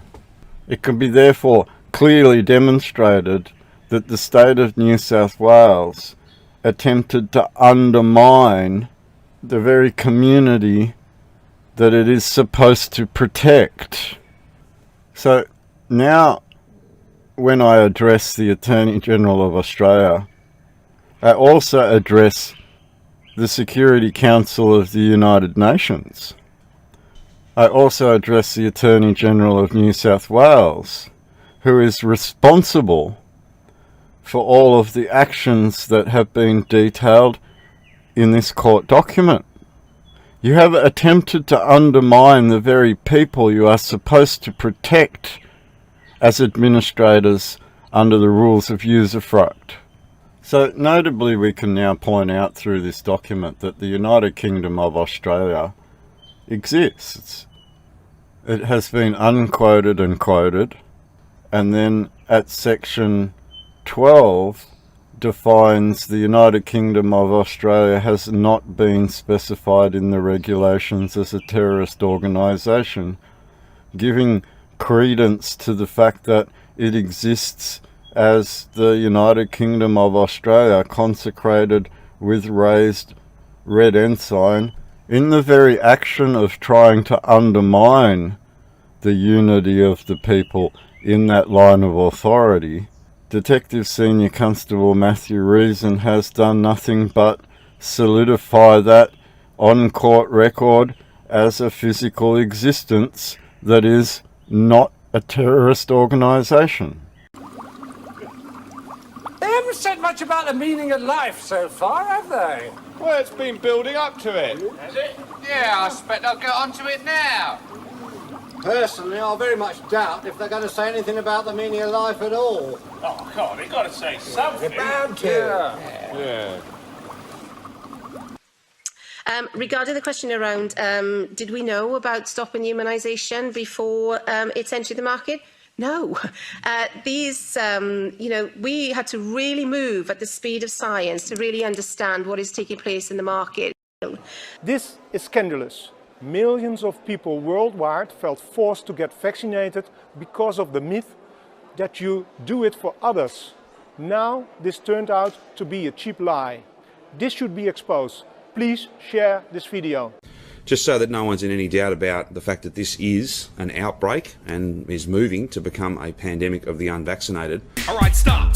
Vaccinate and listen. We are back with a brand new injection. Someone grabbed a hold of you tightly, rolled up your sleeves with a daily or nightly. Will this ever stop? Yo, we don't know. But stuck in lockdown really blows. Too many people think vax is a scandal. Take 2 shots and COVID's handle. Pfizer or AstraZeneca. What rhymes with AstraZeneca? Oh yeah, America. Old woman! Man, sorry. What knight lives in that castle over there? I'm 37. What? I'm 37. I'm not old. Well, I can't just call you man. You could say Dennis.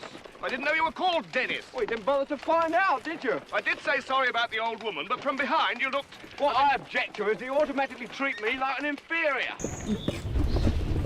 Good heavens, chaps. Don't you know the war's over in 30 seconds? It's nearly 11 o'clock. It's like we're living in 2 countries at once. Yeah, and it's so, like you can be. But I've never been more... Relax, lay down your tinfoil hats and just get vaxxed. So we can go back to the old ways, shaking hands, kissing strangers all day. Get vaxxed, baby. That's right, get vaxxed, baby. What are you waiting for? It's there. Get vaxxed, baby. You're gonna sit at home your whole life unvaccinated. And the creeps. We should make here again let's say a differentiation. On the one hand, we have state capitalism. On the other hand, we have shareholder or private capitalism. So it's a clash between 2 systems. I believe that state capitalism in the short term provides certain advantages because you can mobilize in a concentrated way a lot of resources to reach a specific objective. But I believe that the future is not state capitalism or shareholder capitalism. The future is what I call stakeholder capitalism, which is combined with the social responsibility. They haven't said much about the meaning of life so far, have they? Well, it's been building up to it. Has it? Yeah, I expect they'll get onto it now. Personally, I very much doubt if they're going to say anything about the meaning of life at all. Oh, God, they got to say something. They're bound to. Yeah. Is it in the cupboard? Wouldn't you like to know? It was a lovely little fish. And it went wherever I did go. Where can that fish be? Have you thought of the drawers in the bureau? It is the most elusive fish. And it went wherever I did go. So there's something that could be said for all of this, in that there is a history that wasn't presented too incorrectly. There is an anchor or foundation that allows all of this to be before it can even be put under administration, and it's that remembering that would return you from what would be foreign to you. There is now a faithful side to the foundations at law that are somewhat being obscured here in the guise of politics. It could be said that a right exists within the boundaries of international law at which administration under the rules of usufruct, or the use of the fruits, would determine the boundaries of the entities at play within those laws.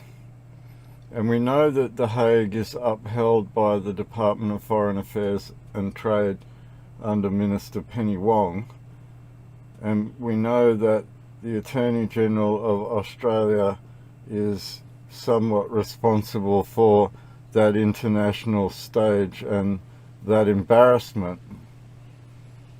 But at the same time, rules of arbitration have overlaid and somewhat controlled that government since 1974. There is a thumb over the top of what exists as administrator with full force of model law, and that is why you see wartime policing in this debt collecting force. Peace in a world stage is not what one would assume that word to mean. In its core essence, it means an absence of war at which you have somewhat been obscured from over the last 30 to 40 years.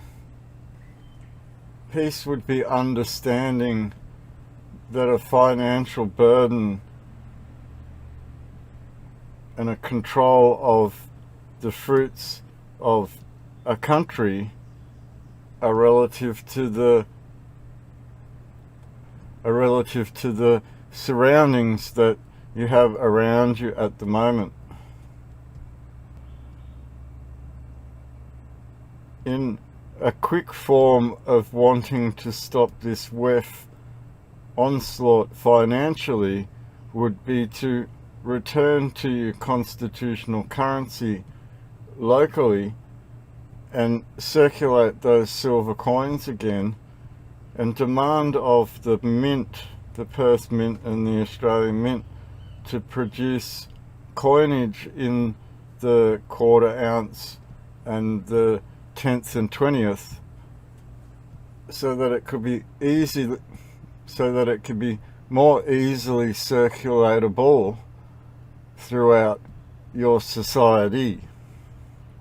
All peoples have a right of self-determination, and this is the core aspect of international law that surrounds this ability to return back to the house of your forefathers, at which a nanny government has taken the place of the sons of those fathers for a very long time.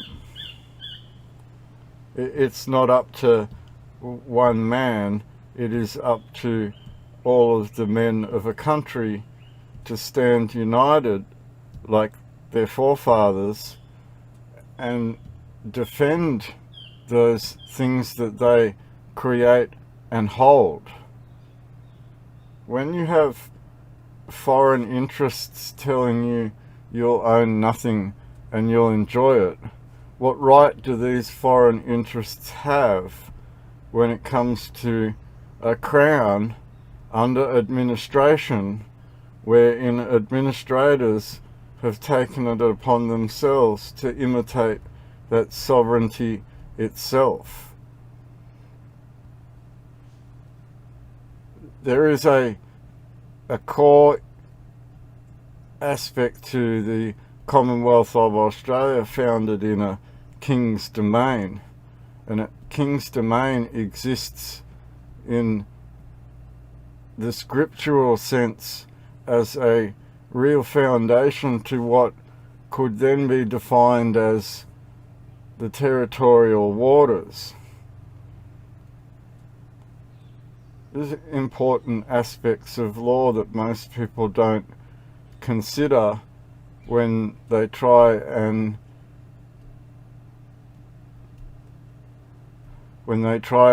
argue with the state over the state's actions.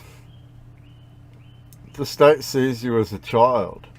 The state sees you as a pauper.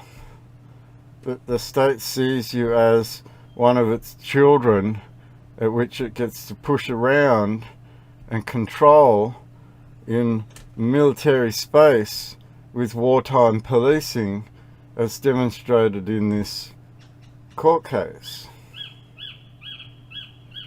So there are a lot of aspects that have come to light, and the reasoning behind them, which we will start to get into, this curial aspect and why a claim in this aspect might put a different set of rules on the table in regard to the way an administrative government has been treating the people that it administers. And it could be defined as, what are the obligations of a government? Are its obligations to look after all of the ward children and treat them like lunatics who don't believe in a certain doctrine? It's almost as if the state wants you to remain in this indoctrinated state, this indoctrinated state of mind. Because don't forget, this whole matter is relative to mind and thought, and the process of thought to come to a conclusion that has now been somewhat ratified by a justice speaking about these matters within the court record. What is this curial right that precedes a right that is determined in governance on the table right now? And what right would one have to argue with that right? This is now coming to this core essence of what it means to be a sovereign and independent Commonwealth of Australia on that world stage, at which it was taken from you in it was taken from you in an abandonment to sucking off the mummy's titty again. If you want this back, you are going to need to firstly support your scout halls and fill those scout halls with all of the army surplus gear that they would need to defend a town. It is your obligation as the fathers and sons of these towns to have them prepared and ready for any form of defence that may arise in a battlefield situation. I mean, God forbid that that would happen in any one of your towns, but this was the absolute truth in the matter, in that your scout halls were the go-to point to be prepared, as Baden-Powell put it.